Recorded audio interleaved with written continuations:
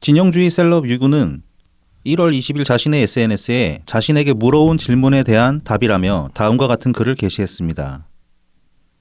무식은 2번 윤석열님을 찍은 것이고 무지는 2번 윤석열님을 찍고도 그게 무슨 짓을 한 건지 모르는 것이다.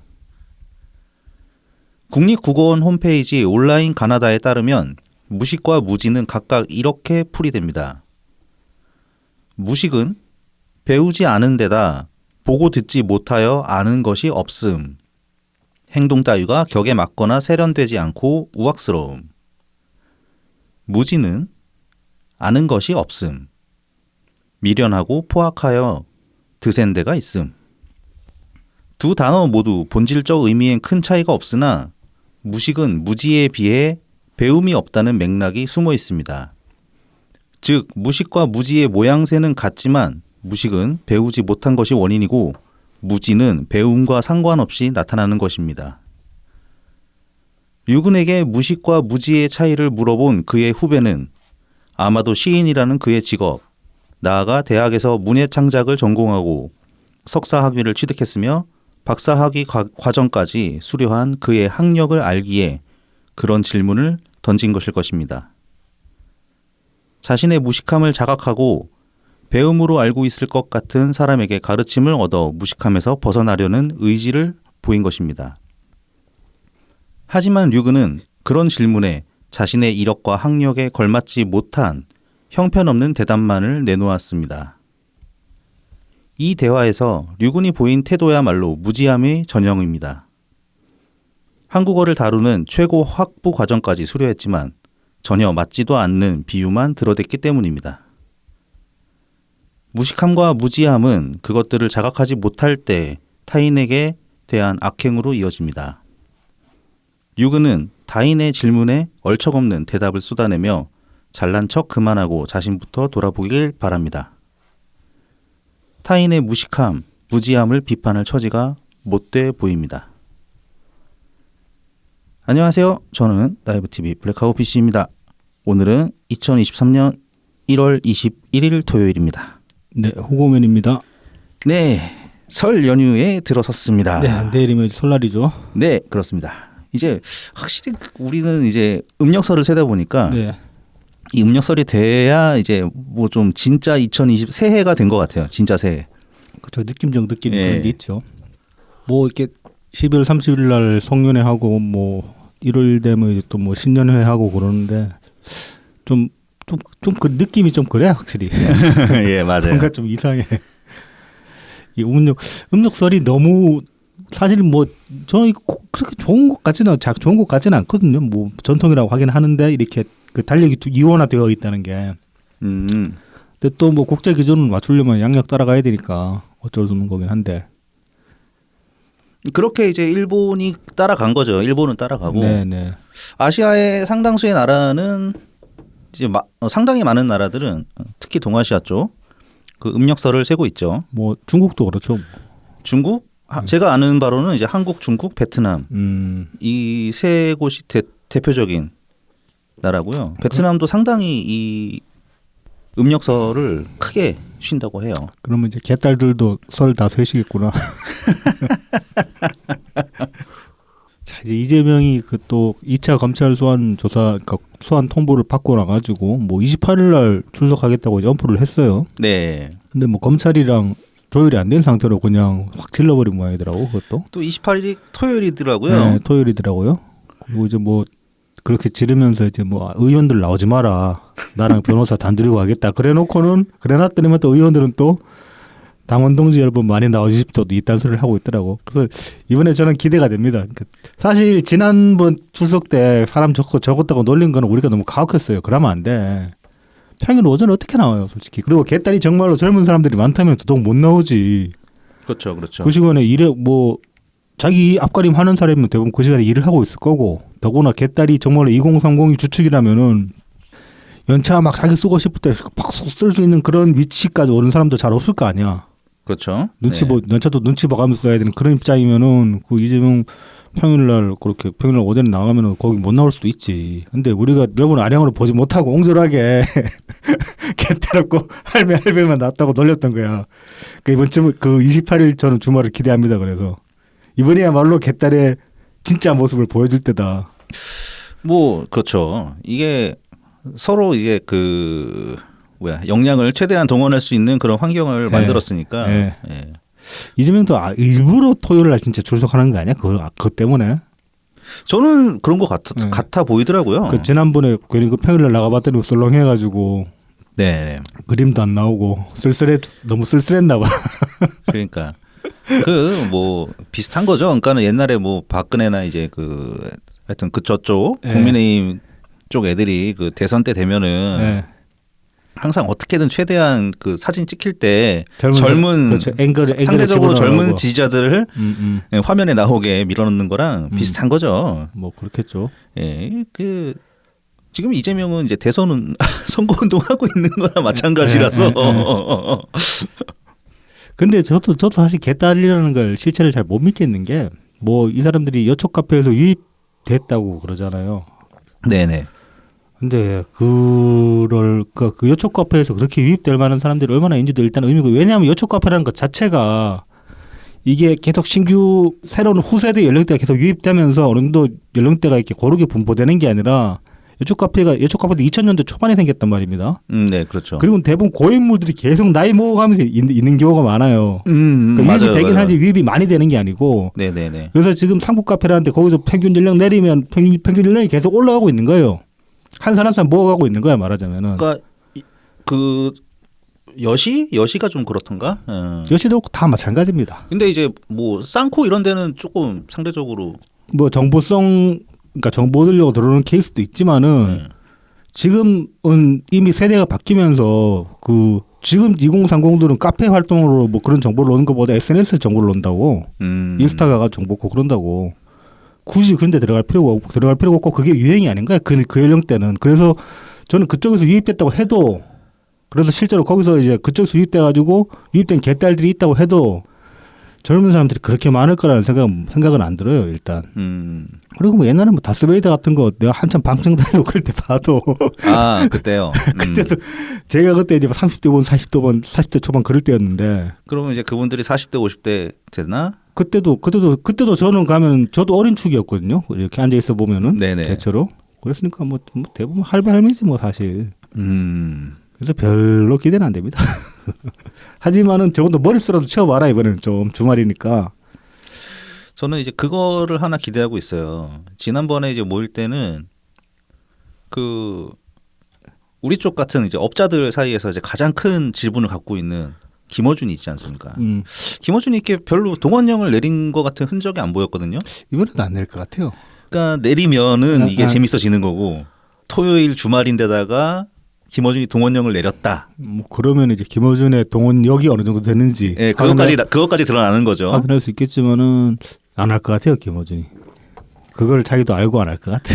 근데 하기 좋거든. 지금은 광팔기 좋은 뉴스공장도 계속 4층이지, 가짜 뉴스공장이지. 네. 그거 이제 계속 매일 데일리로 하고 있고, 그 다음에 위클리로 하던 다스베이다도 올라오는 게 수요일 녹음하고 녹화하고 금요일인가 올라오잖아요. 네. 공개가 되잖아. 네. 그럼 동원령 내리기 딱 좋은 환경이거든요. 뭐 이게. 그렇기는 한데. 그러니까 그렇긴 한데 거기서 이제 민주당 의원이 나와가지고 동원령을 내릴 수는 있을지 몰라도 김어준 입으로 동원령을 내리지는 않을 것 같아요. 직접? 네. 아니 대선 때는 그렇게 하잖아.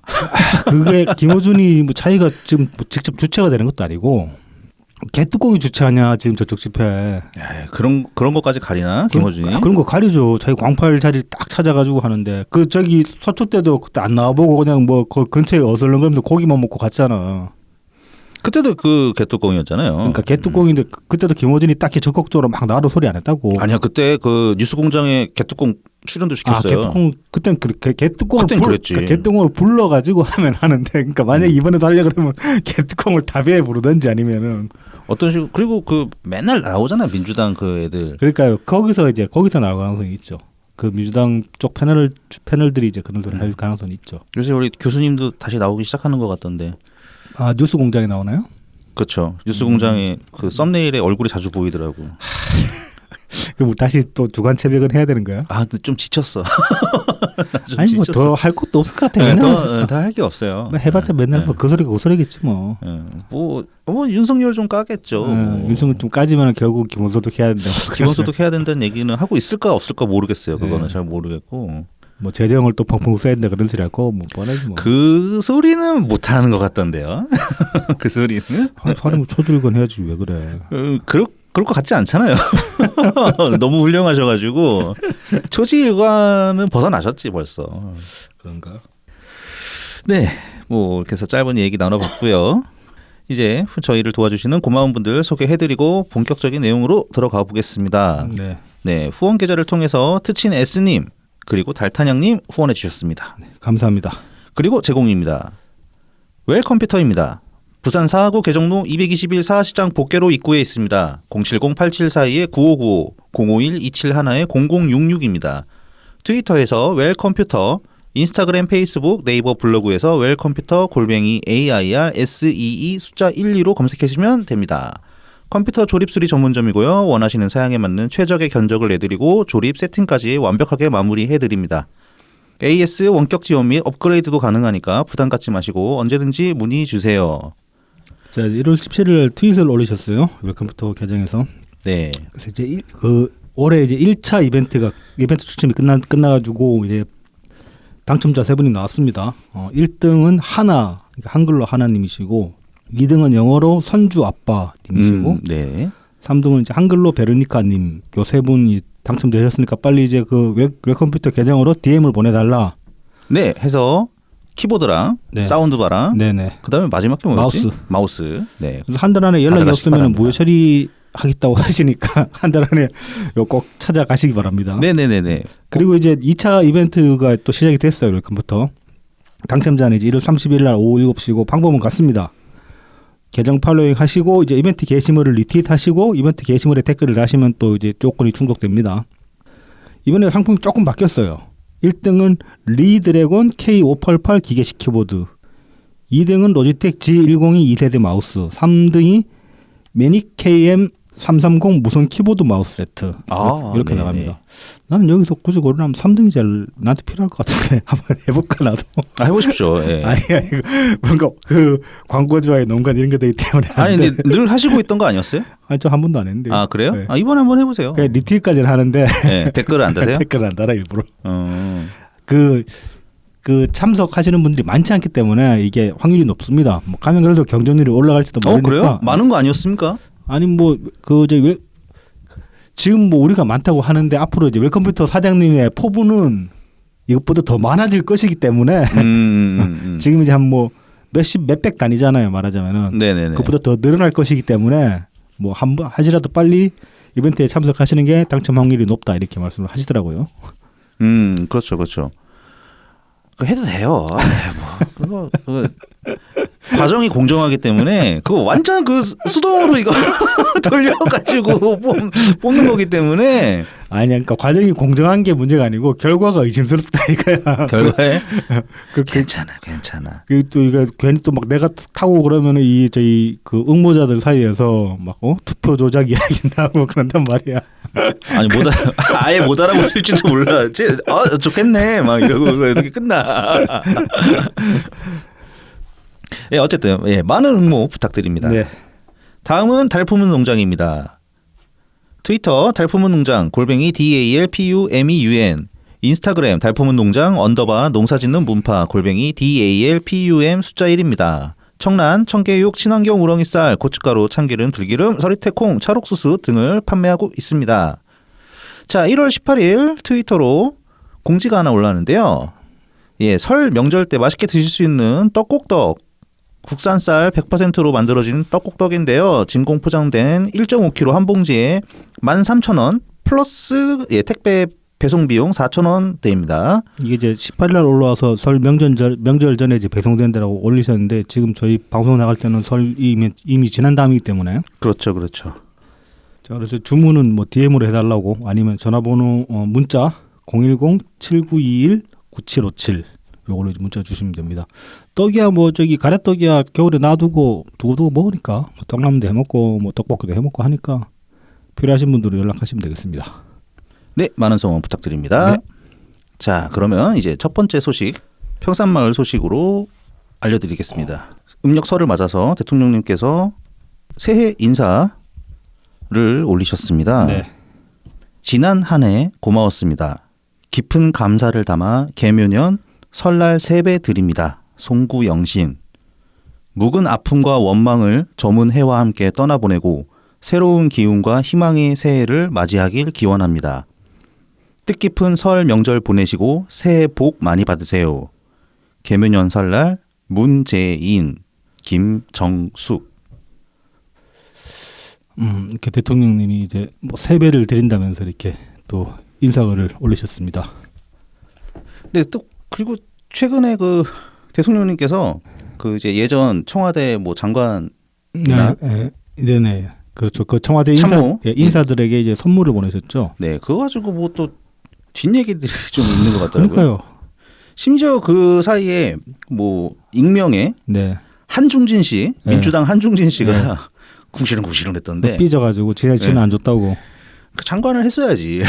그러니까 야, 그냥 대통령님이 그냥 대통령님 그 자기 그 대통령님이 자기 뭐 재임 시절에 그 자기랑 같이 일하면서 많이 힘들었을 테니까 거기에 대한 뭐 감사도 있을 것이고 그게 대통령 나름의 친분일 수도 있는 거잖아요. 네, 그리고 올해 이 설이 네. 대통령님 퇴임 후 첫 설이에요. 그렇죠. 그렇기도 네네. 하죠. 네. 네. 뭐 언제까지 뭐 이렇게 선물을 보내실지는 저도 알 수가 없지만 처음 맞는 설이고 그때 고마움을 이렇게 표현하신 것일 거라고 생각하거든요. 뭐 그렇죠. 네. 네. 뭐 그리고 이게 무슨 새 결집입니까? 그러니까요. 새를 결집하려면 너도 받았지. 아니, 그게 뭐, 목적이면. 그러니까 그리고 이 쪼잔한 새끼들이 그럼 뭐 예를 들어 가지고 그러니까 뭐 굳이 대통령님이 아니더라도 어떤 긍정적인 영향을 끼치는 유명인이 어떤 특정 정치인이나 친한 모습을 보이면 그 정치인한테는 항상 뭐 정치적으로 이익이 갈 거예요. 예를 들어 뭐 BTS가 민주당 의원 누구랑 친해가지고 새해 선물을 보냈다 칩시다. 뭐 BTS 진이 뭐 모시기 의원한테 연하장을 보냈다 이런 게 기사로 떴다 칩시다. 그럼 그때도 야 진 씨발 좀 뭐 새해 모으려고 그런다 아니면 나한테 안 보냈나 지랄할 거냐? 대통령님은 개인적으로 친해가지고 보낼 수도 있는 거데 이런 건 오히려 저희 뭐 국힘에서 지랄을 할 수도 있는데 걔들은 어떻게든 트집거리 잡으려고 하니까. 그러니까 걔네는 뭐 그냥 똑같이 얘기를 했는데 똑같은 얘기를 민주당에서 그러니까, 했다니까 이게 웃긴 거죠. 그러니까 이게. 민주당은 오히려 그런 거 그러면 야 좀 쪼잔하게 지랄하지 마. 대통령님 그냥 개인적으로 그렇게 그 감사 표하고 싶은 사람에서 그런나 보지. 그렇게 얘기를 해줘야 되는 건데. 그럼 그리고 또 힘들잖아요. 지금이 더 힘들잖아. 그러니까. 윤석열 정부에서 어깃장을 와가지고 감사원 이런 데서 그래서 힘든 사람들이 있잖아요. 그렇죠. 그걸 가지고 뭘 아이고 참 진짜. 그러니까 너는 장관이 못 되는 거야. 그 의원직 하는 것도 참 용하다. 하게 지금 민주당 시스템을 보면 이해가 가는 면이 있긴 하지만은 그렇게 밴댕이 소갈딱지로 뭘 하겠다고 대체. 원래 그 자격 없는 사람들이 어디든 있죠. 그렇죠. 뭐 어떻게 되는 거니까. 뭐 세상이라는 게 뭐 항상 자격 있는 사람들이 대우받고 잘 사는 그런 게 아니기 때문에. 그렇죠. 그런 사람들만 있는 건 아니죠. 이게. 그렇죠. 하여튼 그 주제 넘는 소리 하지 말고 네. 그냥 이재명이나 잘 지켜봐라. 뻘소리 하지 말고. 선물도 딱 그 대통령님 다운 선물을 보내셨더라고요.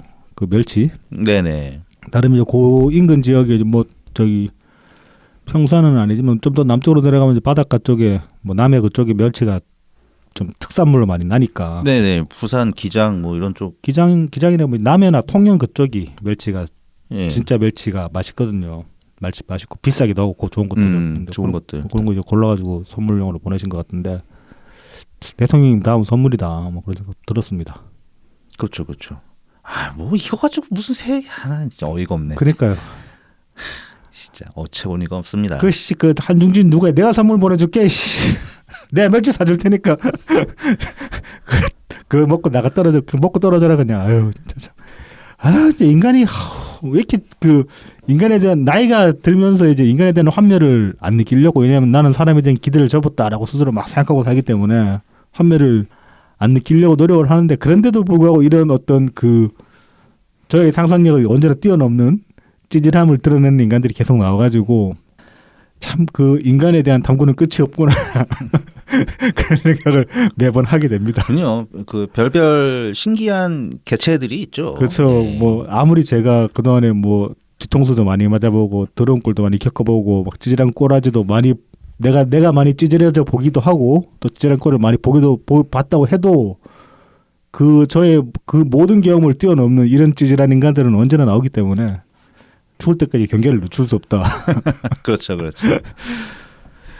그런 와중에 1월 15일에 대통령님께서 이제 한겨레와 인터뷰한 네네. 기사가 올라왔습니다. 여기 이제 관련 요날에 이제 요 기사가 올라와서 관련해 가지고 요 기사에 대한 어떤 그 뭐 정계 내외부의 어떤 반응 이런 것들을 다룬 기사들이 많이 나와서 그걸 많이 보셨을 텐데 정작 이 메인이 되는 요 기사는 그렇게 또 많이들 보신 것 같지가 않더라고요. 그날 타임라인을 보니까 트위터에 의외로 요 기사에 대한 리트윗은 별로 없길래 그래서 요 기사를 한번 가져왔어요 제가. 네.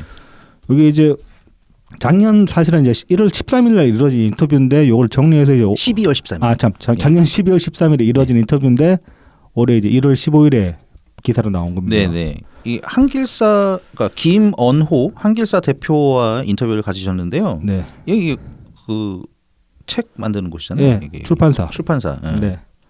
출판사 대표랑 이제 인터뷰를 이 하셨어요. 양반이 이제 평선으로 내려가셔가지고 인터뷰를 하셨고 그다음에 이제 이 인터뷰 내용 전체를 보면은 정치 현안은 한 마디도 없습니다. 오로지 책 얘기만 하시고 그다음에 이제 책방 사업에 대한 그런 말씀을 하셨어요. 그래서 이제 뭐 책방 사업에 대해서 이제 요 기사가 총 그 세 꼭지로 나갑니다. 분량이 꽤 대통령님 인터뷰를 거의 그 전문은 아니겠죠. 좀 이렇게 쳐냈을지 모르겠지만은 그 이렇게 녹취록처럼 쭉 풀어가지고 인터뷰 내용을 쭉 서술을 해놓은 기사가 이제 두 꼭지가 있고 그다음에 요약해놓은 게 첫 번째 꼭지거든요. 그렇게 돼서 기사가 꽤 분량이 되는데 요거는 한 번씩 찾아보시면은 좋을 것 같습니다. 기사 자체가 괜찮아가지고 한겨레지만 자 그래서 이제 뭐 서점을 여는 거에 관해서 일단 말씀을 하신 게 이미 여러 지역에서 서점 운동이 일어나고 있고 그다음에 이제 평산마을에도 그래서 이제 작은 책방을 열어가지고 어떤 관련된 프로그램을 할 수 있지 않을까 그렇게 생각하신다고 이제 그렇게 말씀을 하셨어요. 그래서 이제 마을에 주택 한 채를 내부만 리모델링 해가지고 오픈하려고 조용히 준비 중이다. 그렇게 또 말씀을 하셨고, 야, 요 근처에 살면 나도 이런 거 인테리어 작업 들어갈 때 어떻게 그러게요. 들어가서 뭐라도 하면은 좀 보람 있을 것 같은데 아쉬워. 그럴 때는. 그러니까 대학로에서 벽돌 쌓던 그러니까 그런 호구랩도 좀 빼고 말이지. 네, 그걸 네. 좀 씻어내야 되는데 그러니까, 이런 걸로 너무 힘들어. 네네. 사전주의 따라서 갔어야 했는데. 네, 그래서요. 그래서 이 책방 이름은 평산마을 책방 정도로 생각하고 있고 아직까지 확정하신 건 아닌 것 같아요. 네네. 그래서 이제 올해 2월이나 3월에 문 열 계획을 하고 있다고 하십니다. 그래서 이 책방을 열게 된 어떤 그 가장 큰 계기로 이제 말씀을 하신 게 평산은 이제 원래 조용하고 아름다운 시골인데 제가 여기로 사절을 정하면서 시위로 인한 소음과 욕설이 마을을 뒤덮어버렸고 주민분들은 정신적으로 엄청난 스트레스를 겪고 있다. 식당이나 카페, 가게를 하는 분들이 피해를 입는 걸 보면서 제가 도움드릴 방안이 없을까 고민하다가 마을 책방을 생각하게 되었다라고 하십니다. 이게 이제 뭐 그 세간에 알려지면은 그 문다혜 씨가 이렇게 처음에 이제 그 제안을 하셔가지고 대통령 수락하신 걸로 그렇게 돼 있는데 단순히 그것만은 아닌 걸로 이제 보입니다. 네네. 대통령도 나름대로 이제 마을이 뭔가 좀 긍정적인 그 영향을 끼칠 수 있는 그렇게 이제 기여할 수 있는 바가 없는 거를 고민을 하신 끝에 이제 나온 결론 같아요. 나름대로. 네, 아마 많은 분들이 기억하시겠지만 대통령님께서 이제 그 재임 시절에 네. 그 문재인 정부 2018년 정도였나? 2019년 그 SOC 사업 네. 중에 네. 이런 그 동네 작은 도서관을 만드는 그런 예산들이 많이 있었어요. 그래서 근데 지금 보면은 올해 같은 경우에 올해인가 내년인가 보면 서울시 같은 경우에 지금 막 그 동네 작은 도서관 예산 전액 삭감하잖아요. 그런 일도 있고 그래가지고 좀 지역적으로 어려워진 면인데 이게 좀 어떻게 보면 좀 시의적으로 이상하게 그러니까 오세훈이 그런 행보를 보이는 바람에 좀 대비되는 그런 효과가 생겨버렸어요. 약간은. 네. 그래서 이제 뭐 저자와 독자가 만나고 대화하는 책방, 책 읽는 친구들이 방문하고 토론하는 책방이 되기를 원하시고 그다음에 뭐 책방을 열면 저도 책방일을 하고 책을 권하고 같이 책 읽기를 하려고 한다. 홈페이지를 통해서 책방의 일상 모습을 올릴 수도 있을 것 같다. 그렇게 말씀을 하셨습니다. 저는 솔직히 조금 걱정됩니다. 이거 하면 또 좀 조용히 이 책 읽는 그 다들 이제 거기 방문하시는 분들이 물론 막 그렇게 막 팬심을 드러내려고 가시지는 않겠지만은 막상 또 거기 가면은 또 이 그 흥분을 주체하지 못하고 조금씩 팬심을 드러내다 보면 이 책방의 본래 취지에 벗어나게 되지 않을까 싶은 그런 걱정도 살짝은 듭니다만은 뭐 근데 또 이 대체로 굉장히 겪어본 이 지지자분들이 온라인에서의 극성스러움을 오프라인에서 그렇게 드러내지진 않기 때문에 네네 그렇죠. 네. 그것도 이제 하시는 분이 하시죠. 그렇죠. 특화되신 분들이 있어요. 네. 그런 분들은 이렇게 주변에 보이면 적극적 제재를 잘 해야 되지 옆에서 그러지 말라고. 자 이제 이어서 그 책에 관해서 이제 그 인터뷰를 하신 걸 보면은 뭐 우선 이 책 추천 이야기를 이제 하십니다. 그래서 이제 저희 책 추천이 어려움을 겪고 있는 출판계에 도움이 된 점이 매우 기쁩니다. 제가 오래전부터 책을 추천해온 이유이고 목적입니다. 하지만 베스트셀러는 저희 추천이 아니라 좋은 책이 만드는 것이지요.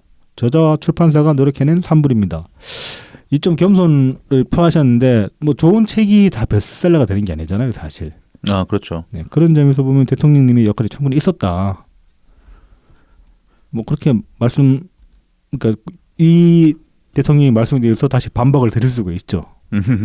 하여튼 그 마중물 역할을 하신 거죠. 그렇죠. 네, 대통령께서 이게 홍보를 하시면서 뭐 그리고 또 굳이 뭐 보태자면은 이 극성스러운 지지자들도 역할을 했다. 그렇죠, 그렇죠. 그게 어찌됐건 간에 그 순위에 오르고 그러면은 그 상승 효과를 같이 봐가지고 이것도 일종의 밴드 의견이라고 할 수 있겠죠. 저 책 뭐지 갑자기 뜨지 그래서 팔리는 것도 있을 거란 말입니다. 네. 근데 이제 그렇게 붐업 시키는 데는 또 이 대통령 지지자들이 나름 역할을 한 면이 있죠. 뭐 하다못해 책을 안 사더라도 그 서점 홈페이지 들어가가지고 검색 한 번 더 해줘도 고마워도 검색 한 번 더 뜨는 거잖아요. 그리고 대체로 보면은 대통령님께서 좀 좋은 책을 추천하시는 것 같아요. 예. 그거는 뭐 의심할 바 없고 그 구력이 드러나지 않습니까? 네. 그러니까 저도 이제 뭐 어떤 생각이 들었냐면 만약에 제가 대통령을 하고 퇴임을 했다. 그럼 저도 어디 고향 가가지고 어디 그냥 뭐 대충 막 그 술이나 팔고 그 이제 음악이나 틀어주고 그런 거기서 판돌이나 하면서 살았을 것 같아. 할 거 없어가지고 대통령도 이제 와서 변호사 일을 하실 수도 없을 거고 뭐 자격증 있다고 해도. 네, 그렇죠. 이게 뭐 저는 판돌이, 대통령 책돌이 그 정도 되는 거지. 그렇죠. 각자 자기가 이제 말하자면 대통령이 정말로 그 이렇게 어디 가서 취미 뭡니까? 독서 그러면 그러잖아. 근데 대통령님 정말로 취미가 독서인 분인 게 맞아요 보니까. 항상 책을 옆에서 떼지 않고 계시니까. 취미가 엄청 빨리 읽으세요 보면은. 그러니까 만약에 이렇게 블라인드 테스트를 하는데 뭐 음성 변조기 블라인드 테스트하면서 남자 이제 실루엣만 보여주면서 취미가 뭔가요? 그래서 독서와 등산입니다. 그러면 여자들이 다 싫어하지. 근데 싹 걷어내면 존잘이야. 그러면 이제 생각이 바뀌고 막 그런 거지. 그 직업 뭐 학력 외모 다 떼놓고 취미가 뭡니까라고 물어봤을 때는 전혀 매력적인 면이 없다. 근데 또 나름 그 독서까지는 괜찮은데 이 등산이 안겨다주는 허들이 굉장히 높습니다. 이게. 요즘 세대는 잘 알. 뭐 모르겠습니다. 그 튼실한 하체를 간절히 원하는 그런 이제 그걸 바라는 여성이면 등산? 그래가지고 그럴 수도 있겠지만은 그럴 수 있죠.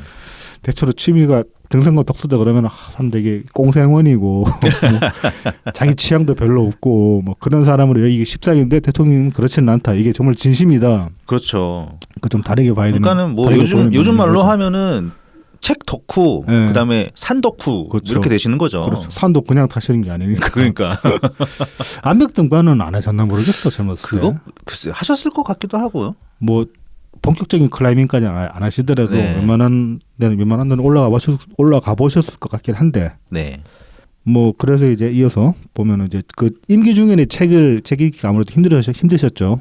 거기다가 이제 퇴임 후에 이제 부담 없는 책 읽기를 하게 된다 그렇게 말씀을 하셨어요. 그러면서 이제 퇴임 후에 제가 읽은 책들 가운데 일부를 추천도 하고 있습니다. 그래서 너무 두껍고 전문적인 책들을 권하기는 쉽지 않다. 뭐 그래서 이제 저번에 두꺼운이라고 굳이 이제 그걸 붙이신 게 이런 맥락이 있는 겁니다. 따지고 보면은. 그러니까 이 인터뷰를 좀 일찍 내버렸으면 그 특권이라는 게 그 당시에 다르게 받아들였을 텐데 왜 이거를 이제야 내보내가지고 당시에 이게 자기가 뭐 오타냐 뭐냐 막 그렇게 이제 사람들이 고민하게 만들었나 몰라. 그래서 재임 중에는 아무래도 일과 연결돼가지고 뭐 제가 좋아하는 소설 같은 건 못 읽고 국정에 참고가 될 만한 책들을 읽었습니다. 참 이것도 참 그 보고서만 보기에도 지쳐가지고 저 같은 경우는 만약에 하루 종일 그렇게 보고서 보고 있으면 집에 와서 글 보기 싫을 것 같거든요. 근데 그 와중에도 짬내 책 보신다는 게 참 대단합니다.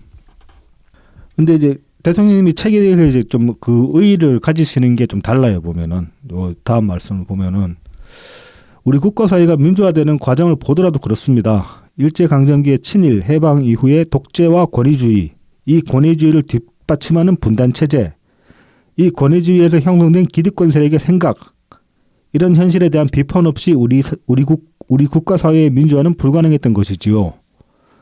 책을 읽는 분들이 진정으로 우리 사회의 민주화를 위해 앞장섰지요. 책은 민주주의를 의미합니다. 책은 민주주의를 고연하는 힘이라고 생각합니다. 요 짧은 몇 마디에 보면 정말로 많은 게 함축되어 있습니다. 이게 어떤 그 근현대사가 어떻게 우리나라 근현대사가 어떻게 흘러왔는가, 그걸 어떤 정수만 딱딱 집어가지고 일단 말씀을 하셨고, 그래서 이제 보면은 뭐 그 강점기의 친일, 그다음에 해방 이후에 형성된 독재와 권위주의, 그래서 이 권위주의를 뒷받침하는 게 분단 체제였고, 그리고 이제 권위주의에서 형성된 또 기득권 세력이 있고, 뭐 이런 이제 그 기득권 세력이 형성되어 있는데 거기에 대한 어떤 그 비판 의식, 문제 의식을 갖기 위해 문제 의식을 갖는데 이제 독소가 많은 이제 큰 역할을 했다, 그렇게 보시는 겁니다, 대통령님은. 그렇죠. 그러니까 이게 한마디로 말하자면은 한마디는 아니고, 예, 제 생각을 말씀을 드리면은 정보가 그때는 책이 가장 훌륭한 매체였잖아요. 그러니까 그렇죠. 지금처럼 방송이나 어떤 미디어, 신문 이게 활발하지 않았고, 그렇죠. 예, 그래서 좀 깊이 있는 내용들은 다 어떤 이런 책이라는 이 출판물을 통해서 전달이 되었기 때문에 네. 이제 그렇게 이제 그 당시에 민주화에 아주 크나큰 역할을 하게 된 것이죠. 그 이제 어떻게 보면은 그런 면이 있습니다. 그러니까 반독재 시절, 그러니까 뭐 네. 대통령이 말씀하신 그 전쟁 이후부터 한 80년대 말까지, 그때는 이제 말씀하신 대로 주요한 매체가 활자 매체였잖아요. 네, 네. 근데 활자 매체가 갖는 특성은 아무리 직설적인 글을 쓰더라도 결국은 이게 보는 사람이 한 번도 이 생각의 필터를 거치게 됩니다. 네, 네, 네. 그러니까 바로 이제 막 머릿속에 생각을 막 꾹꾹 집어넣는 식은 아닌 거예요. 그래서 말하자면은 알게 모르게 이런 그 글을 읽다 보면 사고가 편향되는 면이 생긴다고 해도 그 편향되는 사고의 어떤 편향성까지를 감안하더라도 인식이 넓어지는 면이 있거든요. 네. 근데 지금은 이 매체에서 정말로 그 생각 자체를 세뇌하는 수준으로, 유튜브 같은 데서 특히 네. 거의 막 그렇죠. 머릿속에 그냥 꾹꾹 눌러 바로 다이렉트로 집어넣어버리기 때문에, 시각을 통해 가지고 시각이나 청각을 같이 이용해서 집어넣어버리기 때문에, 그런 점에서 보면은 어떤 그 시민 의식이 형성되는 그런 면에서도 좀 더 시민 의식 수준이 떨어지는 시민들이 양성되고 있다고 해야 되나? 네, 그런 면이 있죠. 의미에서 사실은 이제 책을 다시 좀 봐야 될 필요는 있는 것 같아요. 왜냐하면은 그래도 이거는 이 책이라는 것이 한 권이 만들어지기까지 네. 그래도 약간 이렇게 필터링을 거치게 되거든요. 그러니까 그렇죠. 여러 사람들이 작업을 같이 하잖아요. 뭐 그런 것도 있고. 그래서 네. 내용이라든가 잘못된 내용이 뭐 수정되기도 하고. 네네. 그러면서 이제 다듬어진 내용들이 이제 출판이 되는데. 그렇죠. 적어도 그 가짜 뉴스를 책으로 만들기는 힘들죠. 네. 이제 요즘 뭐 온라인에서는 사실 그런 다듬어지지 않은 그런 내용들도 많이 움직이고 있고, 그게 이제 일부러 진짜 조작해서 만들어서 퍼뜨리는 사람들도 있는 반면에 네. 약간 이제 뭐 실수로 본의 아니게 그러니까 기억을 조금 잘못하고 있어가지고 그게 그런 내용들이 이렇게 또 확산돼서 돌아다니기도 하고 그러거든요. 네네. 그래서 그런 의미에서는 이제 책은 다시 한번 좀 의미를 갖게 되는, 네. 요즘 시대에도 의미 있는 그런 매체인 것 같아요. 뭐 어느 세대를 막론하고 그렇죠, 책이라는 게 항상. 네. 뭐 저희 음반 덕후인 저희 관점에서 보자면은 요즘 이제 다들 그 뭐 음반을 음반을 사기는 하는데 소장용으로 사잖아요. 대부분 보면 아이돌 그렇죠, 아이돌 그렇죠. 팬덤에서도 보면은 그리고 이제 실제로 이제 음원을 뭐 그냥 다운받아서 들어도 음원을 사서 들어도 되고 아니면 유튜브 들어가서 봐도 되고 하니까 그래서 이제 뭐 곡 위주로 이제 보통 그 음악을 많이 소비를 하게 되잖아요. 점점. 네네. 근데 그렇다 보면은 그 어떤 아티스트의 전사를 따라가기가 쉽지가 않고 일단 그러니까 어떤 음악 요즘 하기도 음반 작업 자체도 옛날하고 좀 다른 방식으로 하긴 합니다만은 근데 이제 뭐 요즘 나오는 앨범들은 그런 식으로 소화를 해도 될 거예요. 애초에 그런 이제 소비 패턴에 맞춰 가지고 나오기 때문에. 맞습니다. 네. 하지만 한 적어도 한 20세기의 음반들까지만 해도 좀 다르게 소화를 해야 되는데 그런 식으로 접근하기가 이제 훨씬 쉽지가 않다는 거죠. 뭐 요즘 보면 유튜브에서 물론 앨범 통으로 이렇게 플레이리스트를 만들어 가지고 올리기도 하던데 보면은 근데도 이제 음악 소비 패턴은 과거와 다르기 때문에 어떤 과거에 나온 작품들을 소화하기에는 지금의 어떤 소비 패턴은 따라가기 힘들다. 뭐 그런 면에서 보면은 좀 뭐라고 해야 돼? 이것도 이제 대통령님 식으로 만약에 제가 정말 대통령 퇴임해가지고 뭐 그 고향 내려가서 음반 큐레이션 같은 이런 걸 한다고 치면은 저도 그런 식으로 했을 거예요 아마. 그 어떤 인쇄 지금 대통령님 말씀하신 어떤 인쇄 매체의 중요성이랑 좀 거창하긴 한데 좀 이제 비슷하게 이제 느껴지는 면이 있네요. 제 나름대로는. 그러니까 이제 요즘 세대라고 해야 되나? 요즘 만약에 20대, 30대들은 이렇게 앨범을 어떻게 그 소화하는지 모르겠지만 옛날에는 그 딱 자켓부터 LP나 뭐 CD든 그렇죠. 테이프든 이렇게 딱 자켓이 딱 일단 보이고 그다음에 이제 그 속지를 열잖아요. 하면서 이제 뭐 가사가 있기도 하고 아니면은 그 아티스트의 메시지가 있기도 하고 그런 정보들도 재밌을 때가 많이 있거든요. 그렇죠. 예. 그다음에 뭐 프로듀서가 누구였는지 그렇죠. 뭐 이런 것들. 저 이제 자켓 아트웍도 보면은 그 앨범 전체 분위기랑 일관성을 이제 많이 만들려고 했던 그런 면도 있고. 네. 뭐 어떤 앨범들 같은 경우는 이제 컨셉 앨범 그래서 앨범을 통으로 이제 하나의 어떤 일관된 주제 의식을 가지고 이제 가까이 곡들이 편성되어 있는 그런 경우도 있고 그랬죠. 뭐 그렇습니다. 이야기가 됐는데. 그래서 여기 사이에서 이제 가장 중요한 정보성 내용이라고 하면 전 요거라고 보는데 이분들이 간혹 보면 이제 대통령 서재 사진이라도 올라오면 어떻게든 사진 확대해가지고 뭐 책 뭐 꽂혀 있는지 말이지 확인을 하시려고 하잖아요. 네 맞습니다. 근데 기사에서 지금 이 대통령 서재에 꽂혀 있는 책들을 많이 지금 소개를 해놨어요. 그래서 많다. 제가 이제 리스트를 쭉 뽑아가지고 이제 적어놨는데 일단 이제 해방 전후사의 인식, 혼불, 중국인 이야기, 일제하 한국 농민운동사, 슬픈 열대, 열국지, 삼국지, 징비록, 종의 기원, 코스모스, 김대중 자서전, 김영삼 대통령 회고록, 오바마의 담대한 희망, 체게바라 평전, 심산 김창숙 평전, 문익환 평전, 녹두 전봉준 평전, 조영래 평전, 미국 민중사, 영국 노동계급의 형성, 진보와 빈곤, 식물의 사생활, 야생초 편지, 우리 나무도감, 토지, 광장, 순이삼촌, 관촌 수필, 장길산, 죽음을 넘어 시대의 어둠을 넘어, 무기의 그늘, 난장이가 쏘아올린 작은 공, 백정, 까마귀, 한라산의 노을, 남한산성, 빨치산의 딸, 고요한 동강, 개미까지 이제 요 기사에 올라있는 책들이 대통령 서재에 꽂혀있는 책들인데 이거 제가 생각하기에는 요 인터뷰하신 분의 어떤 취향이 반영된 게 아닌가 그런 면이 있습니다. 대통령이 이렇게 좀 대통령도 나름 이제 그 대통령 서재의 책을 전체를 놓고 보면은 좀 뭐 이념적으로 약간 편향된 면이 보일 수도 있긴 하겠죠. 완전히 중립된 입장에서 보면은. 근데 그렇다고 해도 요 곤란한 책들을 보면은 좀 이렇게 느낌이 있거든요. 예. 그래서 이제 하지만 어찌됐건 간에 요 책들이 대통령 서재에 꽂혀있는 책들이다. 그러니까 참고를 하시라. 저기 이니템 모으시는 분들 특히. 네. 이제 이런 기사가 나왔는데 뭐 여러 가지 이제 반응들이 많았죠. 대체로 뭐 북카페 왜냐고 정치권에서 여야 통틀어가지고 또 지랄을 했어요. 이것도 똑같이 네네. 선물처럼. 맞습니다. 진짜로 참 저 여당이나 윤석열 쪽은 퇴임하신 대통령이 딴 것도 아니고 그냥 저 고향에서 그냥 자기가 하고 싶은 일, 그 취미생활, 이거 말 그대로 취미생활이잖아. 네네. 취미생활 하는 걸 그렇게 겁을 내나? 일단 그 뭐야 이놈의 그 여당 놈들 네. 국민의힘 애들이 말하는 게 뭐 잊혀지고 싶다면서 뭐 자꾸 왜 이런 걸 하냐. 이거 하는데 뭐 대단한 거라고 여기에 몇 명이나 모인다고. 그렇기도 하고 뭐 대통령님이 정말로 언론에 안 나오려면 진짜 아무것도 안 해야 돼. 그러니까 아무것도 안 하는데 또 두문불출하고 있잖아. 그럼 두문불출하고 있다고 언론에서 기사 낸다? 그러니까 애초에 잊혀지고 싶다는 거는 그냥 그 어떤 이렇게 드러나는 대외 활동을 안 하시겠다는 의미였지. 그 소소하게 자기 취미 활동하면 그런 것도 안 하겠다는 얘기는 아니란 말이지. 그러니까요. 왜 가택연금을 시키려고 그래? 그러니까 이 새끼들 웃기는 새끼들이 아주. 그럼 대통령이 뭐 어디 골프나 치고 다니고 그랬으면 좋겠나? 골프도 뭐야?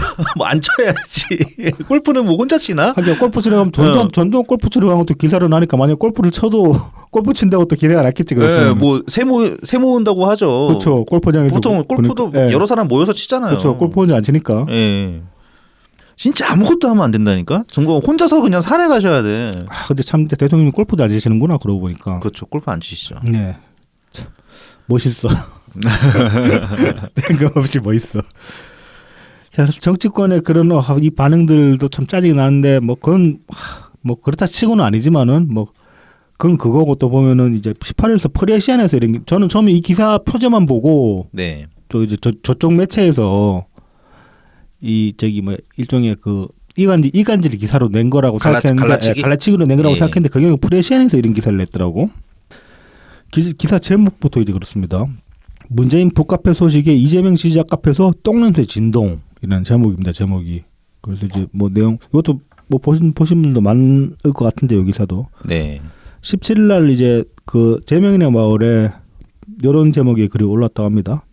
문통 딸 다혜 씨가 북카페를 이런 제목의 글이 올라와가지고 이제 글 내용을 보면은 뭐 문다혜 씨가 이제 똥파리들이랑 새 달력 만들었다면 너무 충격이었다. 북카페도 만드는 거 똥냄새가 진동하겠네.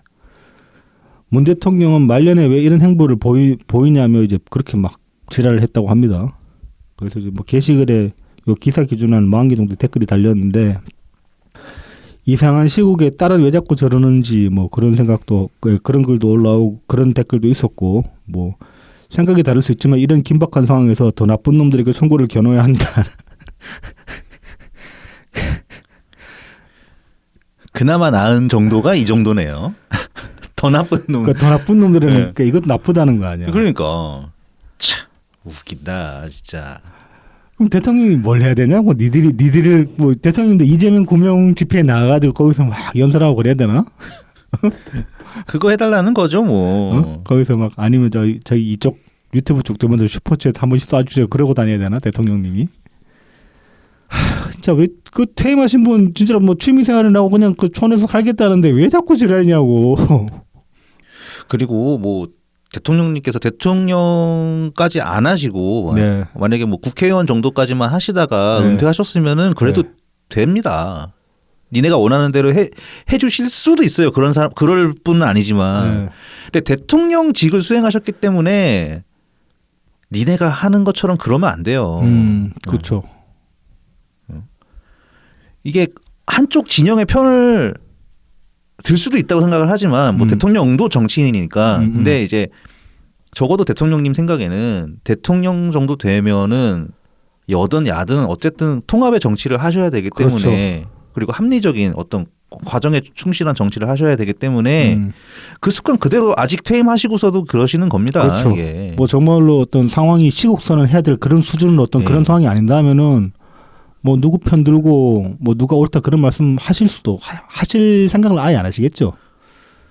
애초에 그 뭐 그 대통령 재임하시는 기간 내도 그렇게 이제 어떤 가치 판단적인 말씀 안 하시려고 하셨고. 예. 그리고 거의 다들 그랬어요.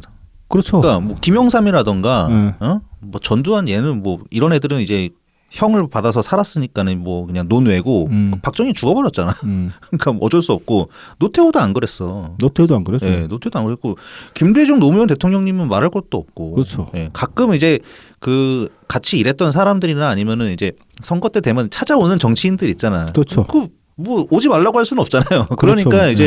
그러니까 이제 오면은 뭐 덕담 해주시고 뭐 그런 거는 전직 대통령들이 했지만 니네가 생각하는 짓을 한 사람은 여야 통틀어서 단 한 명도 없어. 근데 이재명은 대통령 만약에 이재명이 대통령 그런 상상은 하지 말죠. 굳이 하지 말죠. 너무 똑같아. 아이 싫어. 아니 그 세금밥 먹으러도 그 갈 사람 뭐 굳이 뭐 거기까지 생각합니까? 너무 싫어. 짧은 상상이었는데 또 너무 싫어. 얘는 이제 경기도지사 때 이미 이제 그런 걸 다 했죠. 뭐 그렇죠. 예. 예. 이 사람은. 예. 그래서 참 뭐 아무튼 대통령님이 그 문다혜 씨가 그리고 그러니까 얘네들이 말하는 똥파리에 달력 만들었는데 그거 어쩌라고. 그렇죠. 문다혜 씨는 자연인인데 애초에 이제 뭐 진짜로 아무것도 아니잖아. 그 얘네들 수준이 여기서도 잘 드러나고 얘네들이 또 얼마 전에 그 난리 피웠던 그 이낙연 전 대표 기사 올라오니까는 그렇죠. 거기에 대해서도 뭐 죽여야 된다 그런 소리까지 아유, 나왔잖아 뭐. 지금. 뭐 이낙연을 구속해라? 아니 네. 뭘로 구속을 해? 뭐 이 새끼들아.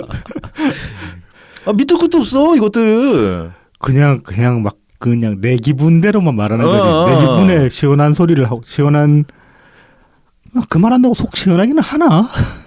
그러니까 말입니다. 이상한 그러니까 뭐 사이다가 없으니까 사이다를 어떻게든 뭐 자기네들끼리 이렇게 만들어내려고 하는데 이상한 게 튀어나와. 막 떼쓰는 것밖에 안 되고 네. 뭐 망상질도 너무 심하고 뭐 이낙연 대표가 구속될 만한 어떤 단초라도 있어가지고 이 건으로 구속해라 뭐 그렇게라도 얘기하면 또 모르겠어요 진짜. 그러니까 그냥 구속이 하래. 나차. 내가 내 눈에 꼴 보기 싫으니까 구속하라 그게 말이 되냐고. 뭐 이재명이 이낙연 대표 때문에 고생한다고 그러는 게 지금 얘네들 생각이잖아요. 네. 그 대선 경선 때 네. 대장동 얘기했다고. 아니야 이 새끼들아. 기사가 먼저 나왔어. 기사가 먼저 나왔죠. 네. 경기 경제신문인가? 하여튼, 네. 거기서 그 최초로 나왔죠 그게. 8월 달인가 나왔죠. 네. 그게 최초야 이것들아. 그리고 그렇게까지 뭐 시초를 거슬러 올라가면 우리가 먼저 했지. 그렇죠 뭐. 그렇게 따지면 뭐 우리가 먼저지. 탓하려면은 우리를 탓하라 이 새끼들아. 그래.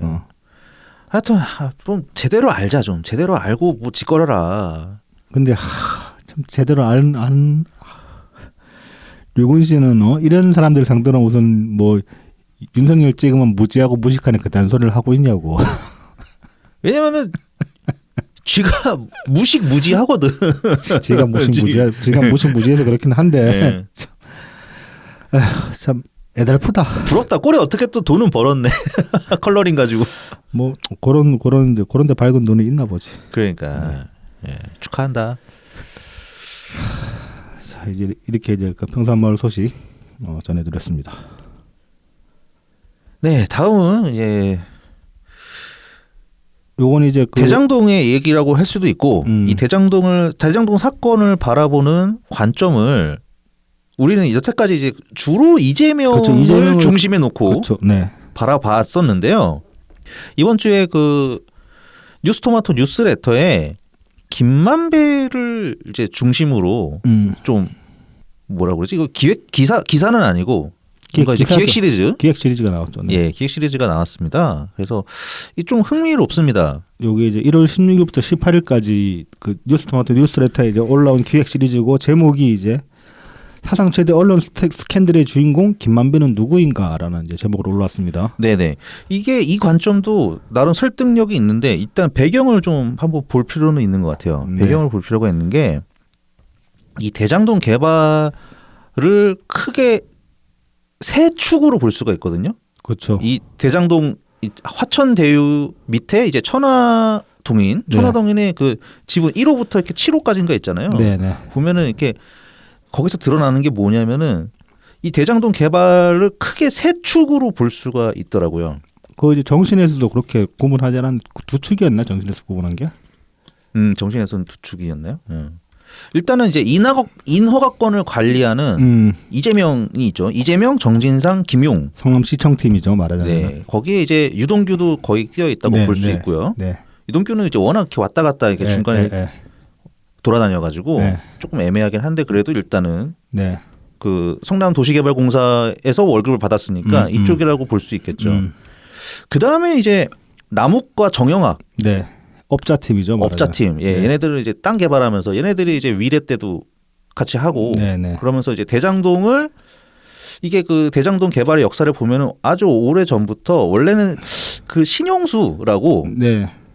그 옛날 이제 그 성남 수정구 국회의원이 있어요. 하다가 김태년한테 밀려서 다시 떨어지고 네. 그 다음에 이제 이재명이랑 이제 성남시장 자리를 놓고 2010년에 한번 붙거든요. 근데 이 신영수가 원래 대장동 민간 개발을 굉장히 줄기차게 외쳐왔던 사람이란 말이죠. 근데 이제 남욱도 한 2009년부터 이제 그 주변 대장동 주변 땅 사들이고 지주 작업을 네, 하고 있었어요. 네. 그러니까 처음에는 이렇게 이제 붙어 먹었을 연계가 크단 말이죠.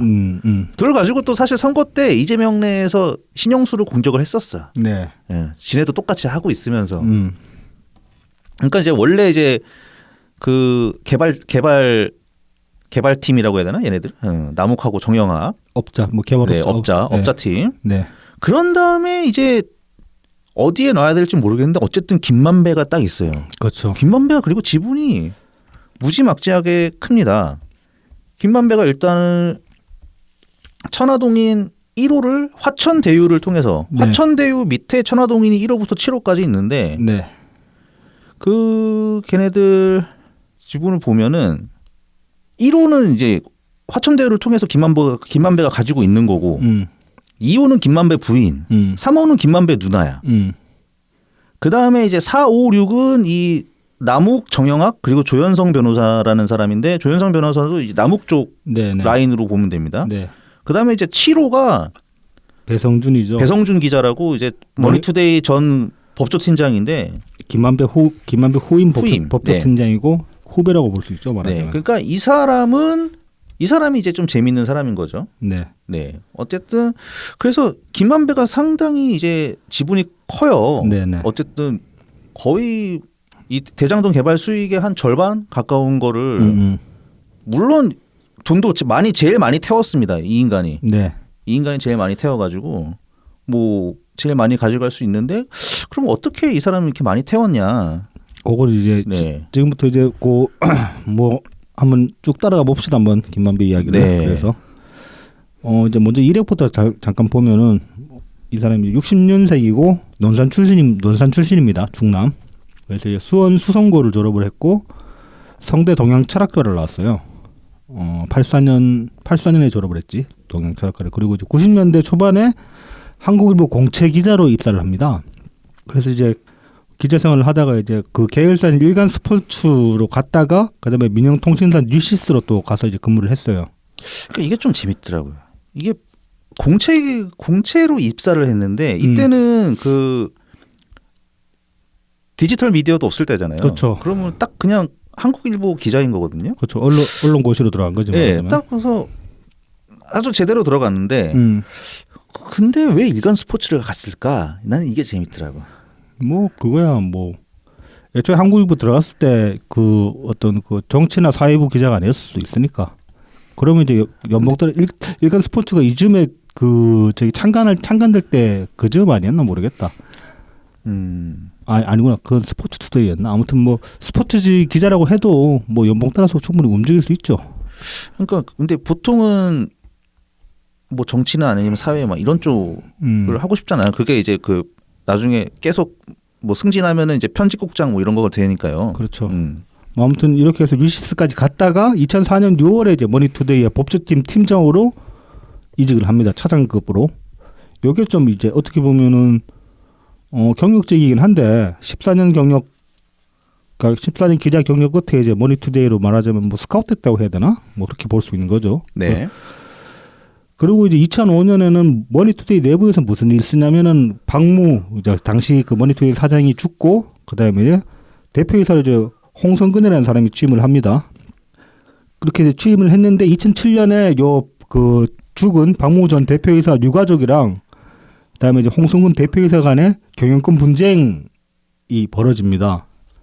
그리고 이제 요 홍성근 대표 측의 승리로 마무리가 됐는데 지금 이제 요 사이에 보면은 그 김만배가 어떤 그 법조 로비스트로서 활동한 게 아닌가 그런 이제 정황이 있고 그러니까 그 기자들 사이에서 이렇게 꽤 알려진 얘기라고 하죠. 네, 그러니까 그 김만배가 로비를 통해 가지고 현재 회장이죠. 네, 머니투데이 사장이 회장을 밀어줬다. 홍성근 회장을 밀어줬다. 네. 네. 그것 때문인지는 모르겠지만 그래서 2009년에 보면은 그러니까 2004년에 머니투데이로 입사를 했잖아요.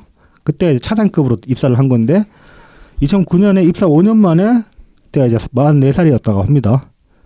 그 팀장에서 이제 부장을 건너뛰고 부국장 대우로 바로 승진을 했다고 합니다. 그러니까 이게 특징한 거지 말하자면은.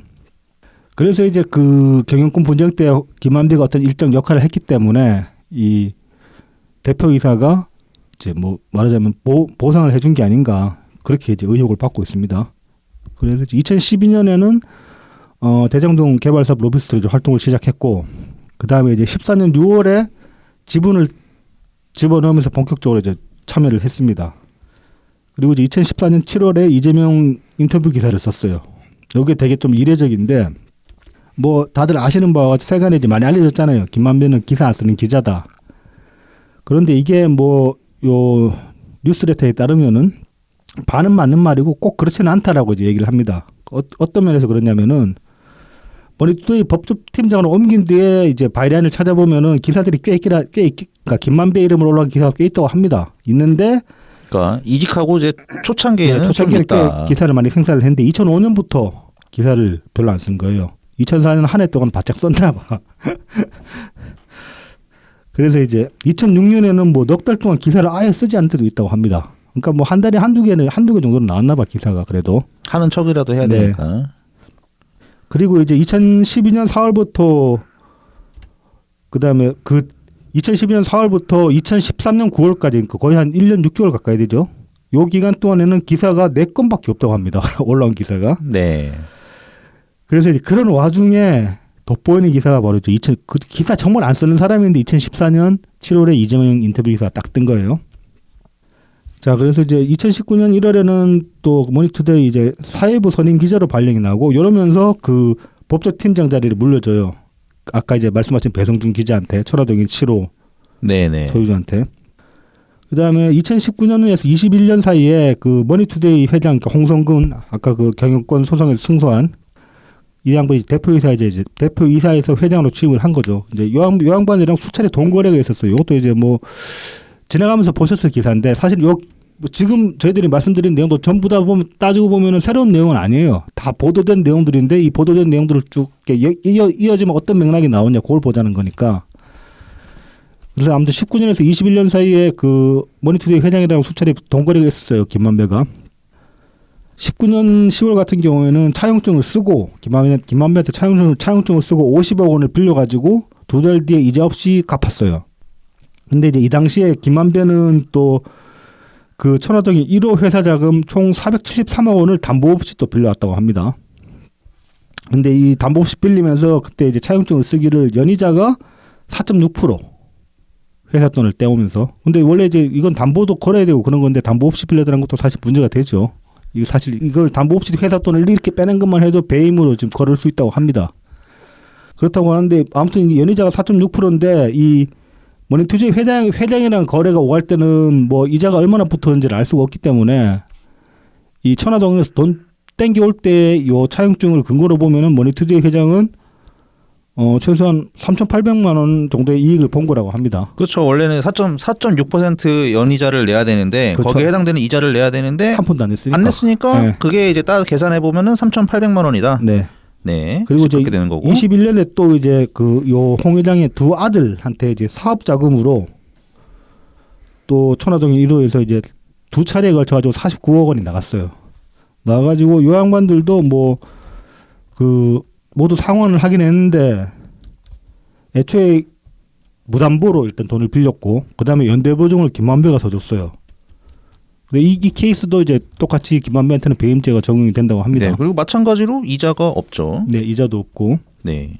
그래서 요거를 이제 사실은 재작년이구나. 2021년 11월 때 이제 그 경기 남부경찰청에서 그 수원지검으로 이송을 했어요. 수사를 해가지고 이거를 시켰는데 수원지검이 이거를 결론을 안 내고 결국 질질 끌고 가다가 이제 수원지검장 교체가 되고 지금은 대검 중수부였나? 대검 농수부로 들어가서 이제 다시 재수사를 하고 있다고 합니다. 여기 이제 지금까지 뭐 이때가 이제 2021년에 이제 중앙지검으로 옮겨갔는데 네네. 이때 그 수사팀장이 김태훈 4차장 검사라고 하는데요. 네네. 뭐 홍성근 회장을 소환 조사까지도 했는데 그렇죠. 결론은 못 내리고 네. 정권 교체 후에 그냥 수사진에서 밀려났습니다. 수사진이 교체가 됐죠. 네. 사실 이 당시에 이 뭐 나름 이해는 됩니다. 좀 정치적으로 많이 압박이 되겠죠. 이거를 이게 이제 뭐 대선 전이긴 하지만은 이재명이 막 이제 차기로 올라가고 있을 테니까 대통령 되네 만에 그러고 있을 때였으니까 선뜻 건드리기가 쉽지 않았을 수 있지. 그렇죠. 네. 뭐 개인적으로는 이해할 수 있지만은 공적으로는 짜증나는 일이다. 뭐 그렇게 볼 수 있죠.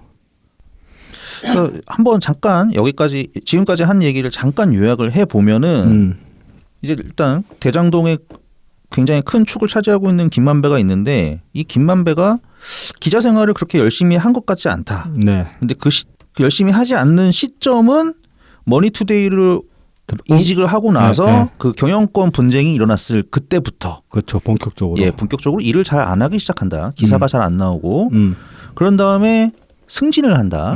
고속 승진을 냈다. 네, 고속 2계급을 네. 승진을 해가지고 부국장 대우를 받는다. 44살에.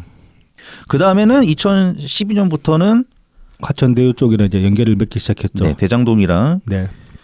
연계를 맺으면서 로비스트 일을 한 거 아니냐. 그때부터 또 기사가 또 쉬기 시작했다 이런 네, 얘기죠. 네, 네. 그러니까 쉬다 안 쉬다 이러는데. 네.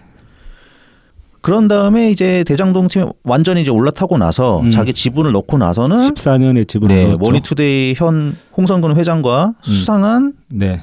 돈 흐름이 있다. 2번이나 있었다. 예, 50억씩 2번이 있었다. 네, 네.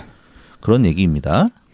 그래서 이 양반은 이제 아무리 봐도 이제 로비스트로 볼 수 있는데 그게 그 김용의 공소장에서 네, 네. 나올 수가 있습니다. 여기에 따르면 이때 여기서 나온 거예요. 그러니까 2012년 2월부터 성남도시개발공사 설립을 위한 로비스트로 활동을 했다. 그러니까 작년 이제 11월 달에 그 김용 구속될 때 네. 그때 이제 나온 공소장에 보면은 이제 김만배가 로비스트로 그렇게 이제 그 기재가 명시가 되어 있습니다. 네.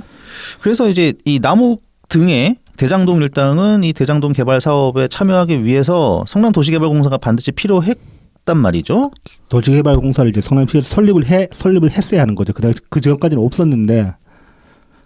이게 없으면은 그냥 민간 개발 될 수밖에 없어요. 그렇죠. 민간 개발이 안 되니까 그러면은 뭐 자기들 정말 생돈 써가지고 개발해야 되니까 그러면 남겨 먹을 게 별로 없는 거지 말하자면. 그렇죠.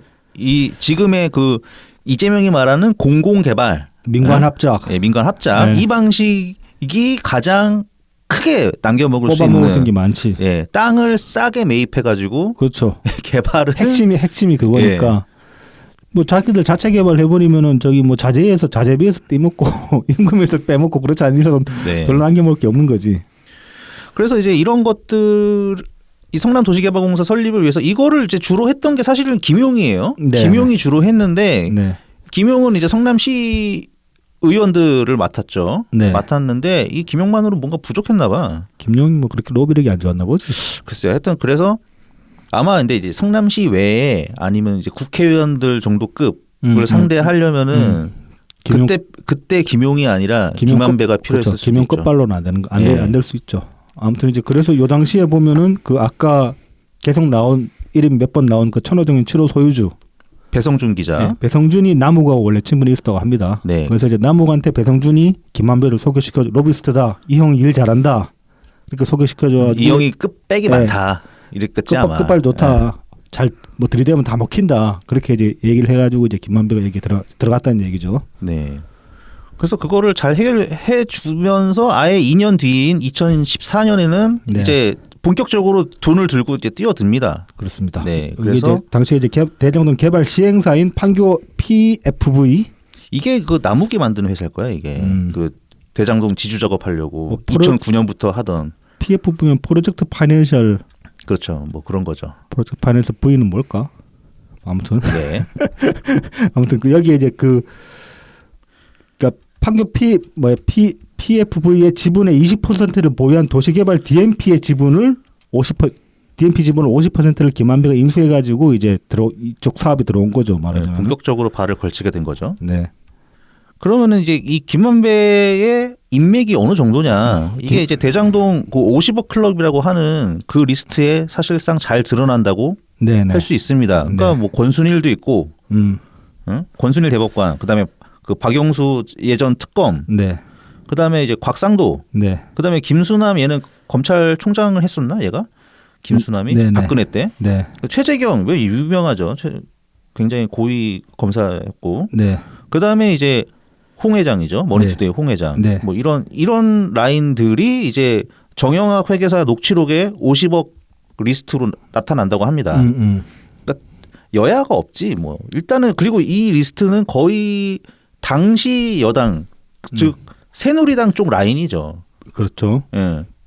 그리고 이제 리스트 곽상도, 김수남, 최재경 뭐 이런 거는 그리고 그쪽이지. 리스트에서 보면 모니터투데이 홍 회장을 제껴놓고 보면은 나머지는 다 법조인 그것도 이제 최상위급 법조인들만 리스트에 들어있는 거죠. 그렇죠, 그렇죠. 판사, 검사 다 있는 거고. 게다가 뭐 대장 또 여기에 있는 건 아니지만 네. 최근에 갑자기 뜬금없이 나온 이름도 있죠. 대장동 그 변호인 중에 하나가 우병우였다. 네, 그렇죠. 변호사. 네네.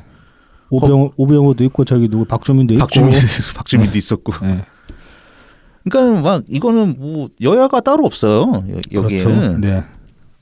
근데 그럴 수밖에 없어. 아까도 말씀드렸지만 처음에 대장동을 개발을 하려고 했던 애들은 여기서 돈을 뽑아먹고 싶었던 애들은 저쪽 애들이거든. 그렇죠. 근데 그거를 졸지에 이재명이 이렇게 싹 들어왔잖아. 그렇죠. 그러면은 얘네들이 기분이 나쁘거든. 네. 당시 근데 정권은 얘네가 쥐고 있잖아요. 그렇죠. 그러면은 막 괴롭힐 수 있잖아요. 그래서 이제 미리 마사지를 해야지. 약을 쳐놔야지. 그러니까 그거를 굉장히 그 알뜰하게 친 거야. 딱 핵심 그렇죠. 몇몇을 줘가지고. 그러니까 이거 보면은 김만배가 진짜 능력 있는 거지. 딱 맥을 잡을 줄 아는 거야. 맥을 잡아버린 거죠. 그러니까 뭐 얼마나 대단합니까 이게. 자, 그래서 이제 요 55 클럽 아까 이제 쭉 말씀드린 사람 중에 지금 곽상도는 현재 달려 들어간 상태잖아요. 네, 일단은 아직 선고가 이제 곧 조만간 아닌데. 그렇죠. 이제 작년 11월 30일 날 그 구속은 됐죠. 구형이 됐습니다. 예. 그 구형. 예. 징역 구형. 15년을 검찰이 때렸고 1월 25일에 지금 이제 1심 선고 예정입니다. 네. 근데 이 곽상도 말고 없어 지금. 그렇죠. 나머지 이제 권순일, 박영수, 특히 권순일 이 새끼는 진짜로 네. 진짜 가죽 뺏겨야 되는데 이거는 그렇죠. 그다음에 뭐 강찬우 전 수원지검장 이 사람도 뭐 그렇죠. 지금 강찬우 같은 경우는 요 50억 클럽의 명단에 들어있지는 않지만은 이제 김만배의 법조 인맥이라고 그렇게 이제 나오고 있고 남욱을 살렸죠. 요 사람이 이제 2015년에 요 사람이 또 우리한테는 또 원수지간인 사람이지 말하자면 그렇죠. 요 사람이 이제 말씀하셨던 2015년에 그 남욱이 이제 대장동 로비 사건으로 이제 한번 달려들어간 적이 있는데 강천호가 당시에 검사 수원지검장이었죠. 네. 그래서 요걸 뭉개준 걸로 보이는 거지 말하자면은. 그렇죠. 네, 수원지검에서 이제 그러고서 걔는 가짜야. 예전에 이제 그 대장동 개발하려고 했던 그 C7이라는 회사 대표 이강길 씨인가? 엉뚱한 사람. 이 사람은 딸려갔지. 네. 정작 일 다 해쳐먹은 남욱은 이제 빼주고 여기 이제 그래서 검찰이 봐주기 한 게 아닌가 당시 검찰이. 네. 그런 이제 의혹이 있고 그 뒤에 이 사람이 이제 수원지검장 그만두고 이제 나와서 변호사 개업하고 나가지고 2018년에 이제 이재명 그 선거법 위반상 그때 이제 변호사로 들어갔죠. 네네 그런 것도 했습니다. 네. 아주 수상한 인물이죠. 네. 그래서 이렇게 말씀드렸던 것처럼 이게 여야가 없고 특히나 초창기에는 당시 새누리당 쪽 인사들이 더 많아요. 그쪽이 집권하고 있었으니까 예, 그럴 수밖에 없는 거고.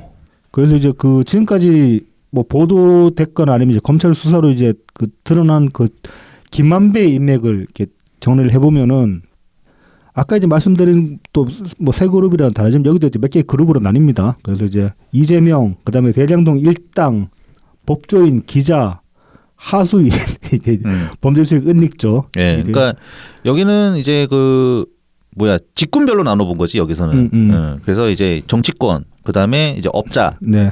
그다음에 이제 법조인, 기자, 그다음에 이제 따까리들. 그렇죠. 그렇게 나눌 수 있고 그다음에 그 이외에도 보면 이제 헬멧맨 최우향, 여기 이제 쌍방울, 쌍방울 전 부회장, 그다음에 이제 최우향이랑 또 이화영이 이렇게 엮이니까 이제 쌍방울이랑 연계된 게 아닌가. 이것도 이제 김만배 인맥에도 이제 쌍방울이 다소 엮여 들어간 게 아닌가 그렇게 볼 수 예, 있다는 그래서 거죠. 이재명을 이제 그 자금으로 살려준 거 아니냐. 네. 네. 이재명 이제 구명 자금으로 사용한 게 아니냐 이런 의심을 사고 있는 거죠. 그렇죠.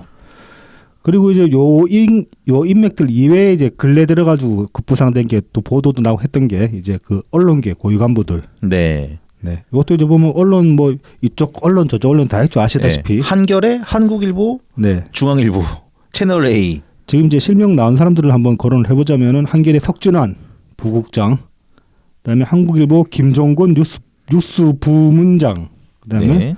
중앙일보 조광순 논설위원, 그다음에 채널 A 배혜림 기자. 이 사람들은 이제 실제로 그 돈을 받았던 사람들이고, 받았다고, 예. 그다음에 나머지 사람들은 뭐 조선일보 논설위를 지낸 이영진 이 사람은 화천대유 고문이었고, 이명진. 이명진. 예. 그다음에 서울경제 출신의 김성수 이 사람은 화천대유 홍보실장. 그다음에 뉴스원 부국장을 지낸 신윤석 이 사람도 화천대유 고문이었다고 합니다. 그 그러니까 사람들은 이제 아예 그냥 딱 기어 들어왔구나. 법조, 언론 쭉쭉 땡겨온 거지 말하자면. 네. 뭐 하여튼 종합 선물 세트 같은. 네. 사실 그러니까 이게 김한배가 저도 어떻게 보면 머리를 되게 잘 썼다고 보는 게 그 지금 뭐 권력이 이제 뭐 상권 분립 그러는데 실제로는 상권 분립 해가지고 뭐 언론까지 있어서 권력이 4개라고 칩시다. 그 중에 이제 2개만 잡으면은 나머지 2개 먹는 거는 하나만 잡으면 사실 나머지 3개한테 쌈 싸먹힐 수 있거든. 그렇죠, 그렇죠. 근데 뭐 그 중에 2개나 3개 먹어버리면은 나머지 하나는 별거 아니게 될 수가 있는 거지. 충분히 마사지가 가능한 거지. 지금 그렇게까지 간 것 같은데.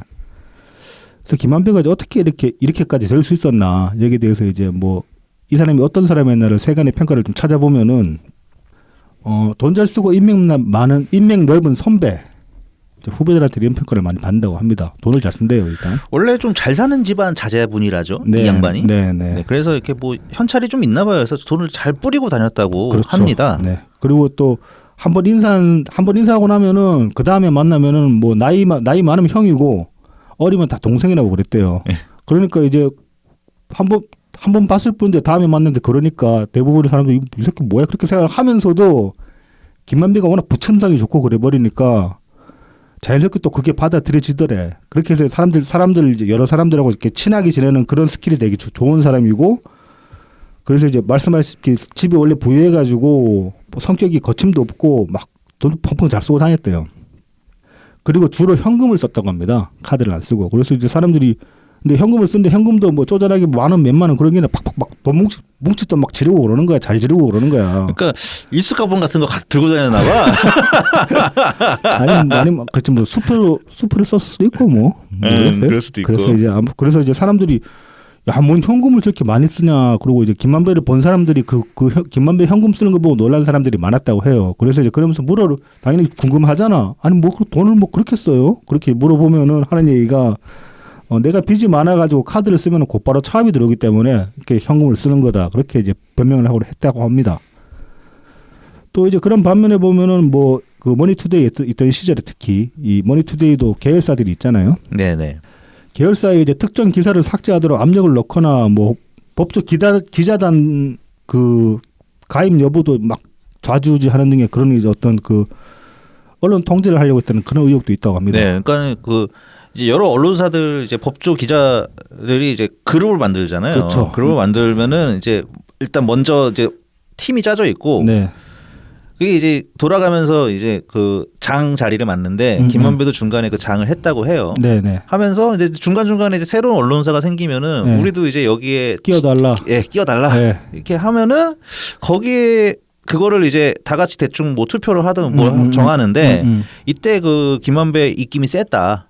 예, 이런 얘기가 있죠. 그러니까 그 이제 나름 그것도 이너서클 거고 관에서 좋은 정보들이 있어요. 그 소스를 물어가지고 법조 기자들이 기사를 쓸 텐데.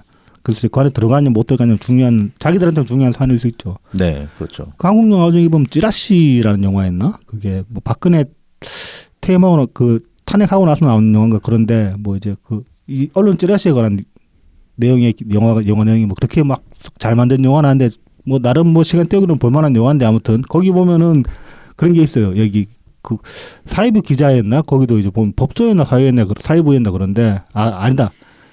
여러 분야의 이제 기자들이 자기들끼리 이너서클을 만들어가지고 정보를 공유하는 그런 팀, 이런 이제 말하자면 김만배 법조팀 그룹처럼 그런 그룹이 있어요. 근데 들어가기가 되게 힘들어.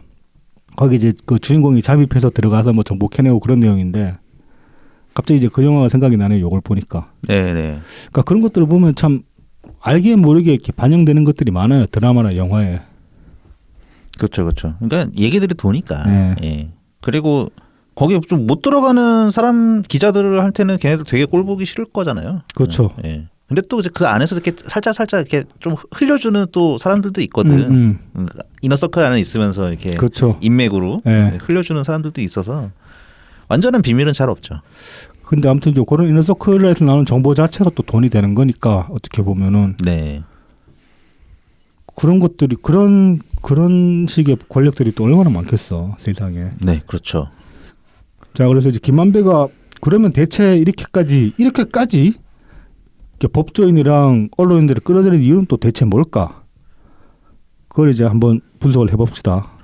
일단은 이거를 어떻게 썼냐? 예, 이 수많은 인맥들을 일단은 이제 이 뉴스레터 내용에서 드러났던 거는 초창기에 성남 도시개발공사를 만들기 위한 로비 역할을 했다. 네, 네. 그다음에는 이제 어떻게 썼느냐인데 이제 사실 많은 언론들도 그렇고 많은 분들은 이재명 실드 치기 위해서 한 거 아니냐.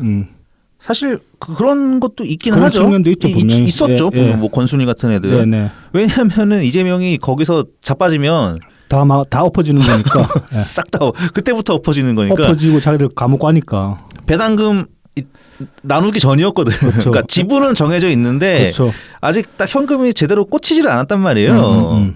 그러니까 일단 이재명 살려야 되거든. 그렇죠. 예. 그래서 이것도 중요하고. 그러면은 그 다음에는 또 뭐냐 이제 막 일단 보면은 그 이제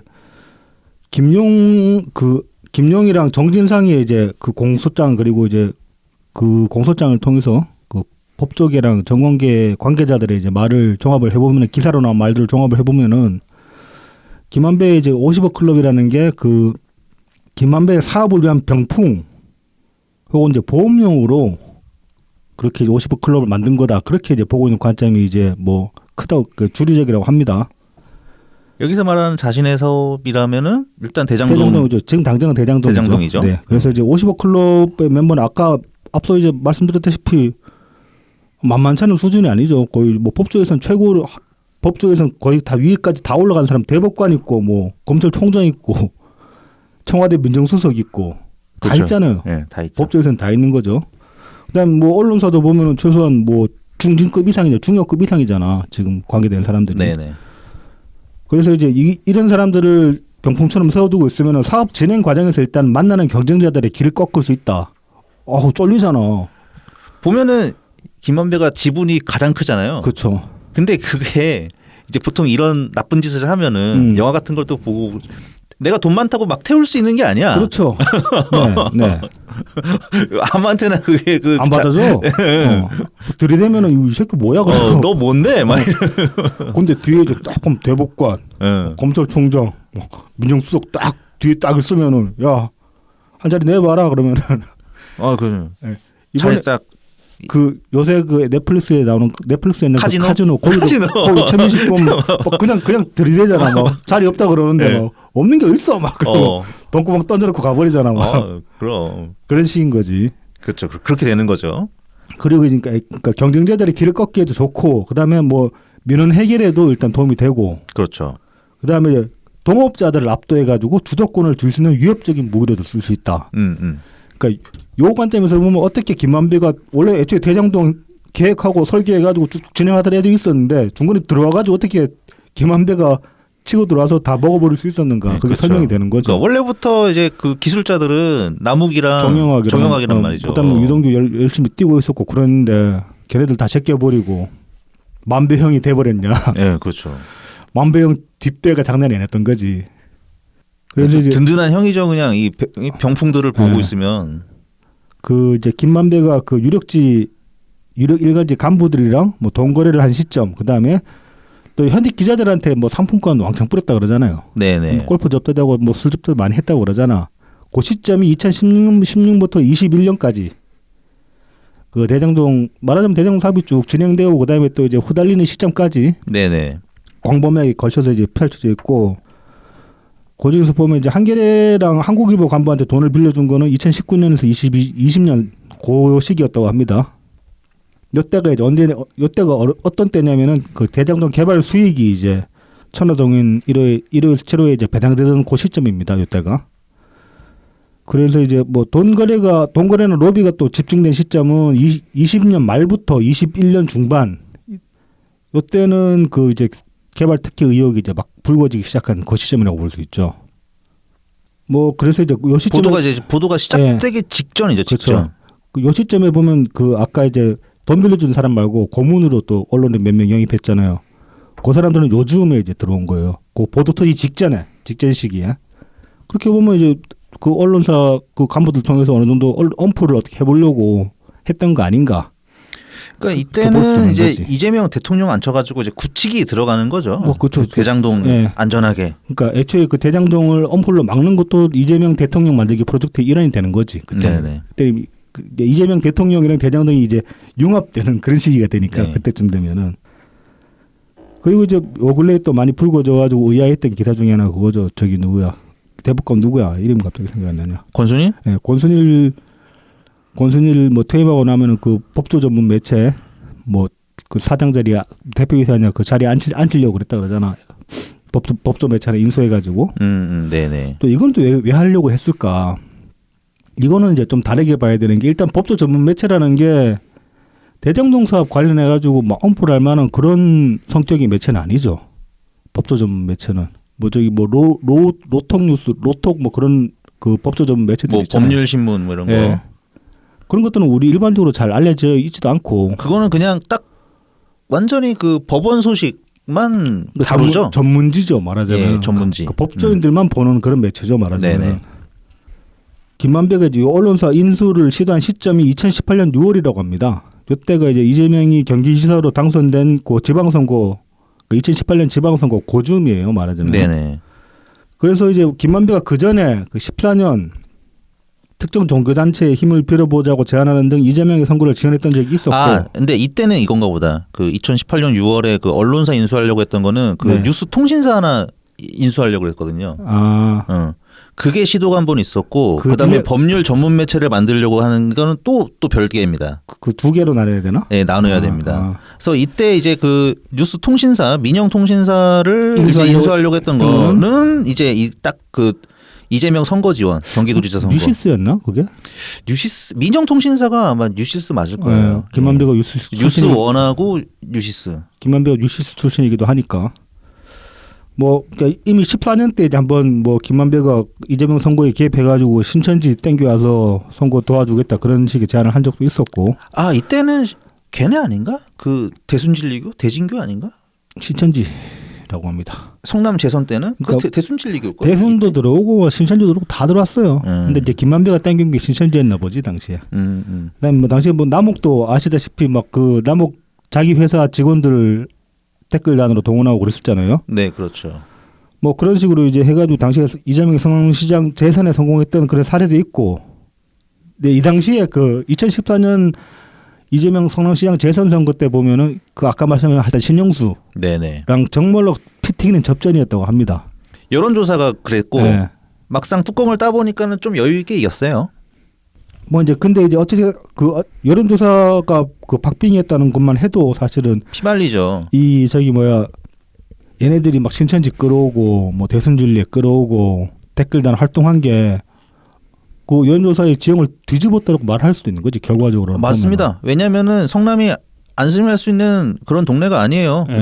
그 성남의 몇 개 지역구 김태년도 한번 털렸었고 수정구 신영수한테 한번 털렸다가 되찾았거든요. 그 신영수가 다시 성남시장 후보에 나온 거예요. 그러니까는 이 사람이 나름 지역 기반도 있는 후보라는 얘기죠. 그런데 여론조사가 박빙으로 나온다. 이재명이 밀릴 수도 있는 거거든. 그렇죠. 그런데 이제 이런 식으로 뭐 종교단체도 몇 개 끌어오고 그래버리면 충분히 그게 힘이 되는 거죠. 그렇게 보면은 그 18년 저기 뭐야 지선은 경기지사 그때 18년 지선은 사실 뭐 이재명이 이렇게 야리 안 부렸어도 경선 통과한다 하면은 먹을 수 있는 따놓은 당상인 이긴 했나? 남경필이었는데 그러고 보니까. 분위기가 그렇죠. 그 박근혜 탄핵 그렇죠. 분위기가 쭉 이어지고 네. 있었기 때문에 일단 경선 후보만 되면 낙승이었죠. 그때 이제 대통령님 후광으로 될 수밖에 없었던 시절이긴 했지. 그렇죠. 뭐 이제 그래도 어찌 됐건 간에 뭐 김만배는 나름 이제 뭐 불안하니까 저 이재명 또 엎어지면 좆대니까 그렇게 이제 뉴시스를 말씀하신 대로 시도할 그 영입하려고 뉴시스를 이제 자기가 사오려고 그런 이제 시도를 할 수도 있었죠. 충분히 맥락이 서는 거죠 나름대로. 네네. 근데 이제 그 뒤에 그 법조 매체 그걸 끌으려고 한 거는 이게 성격이 달라지는 거죠. 그걸로는 여론전은 펼칠 수가 없거든 법조 신문으로는. 네네네. 그럼 대체 그건 왜 끌어들이려고 했을까? 잠깐만. 원래 이제 로비스트였으니까. 원래 로비스트였으니까. 이제 그리고 대장동은 이때쯤이면은 이재명이 이제 대통령까지 당선이 되고 뭐 이렇게까지 되면은 이제 안전빵이거든요. 그럼 다 덮이는 거죠. 예, 다 덮이는 거고 네.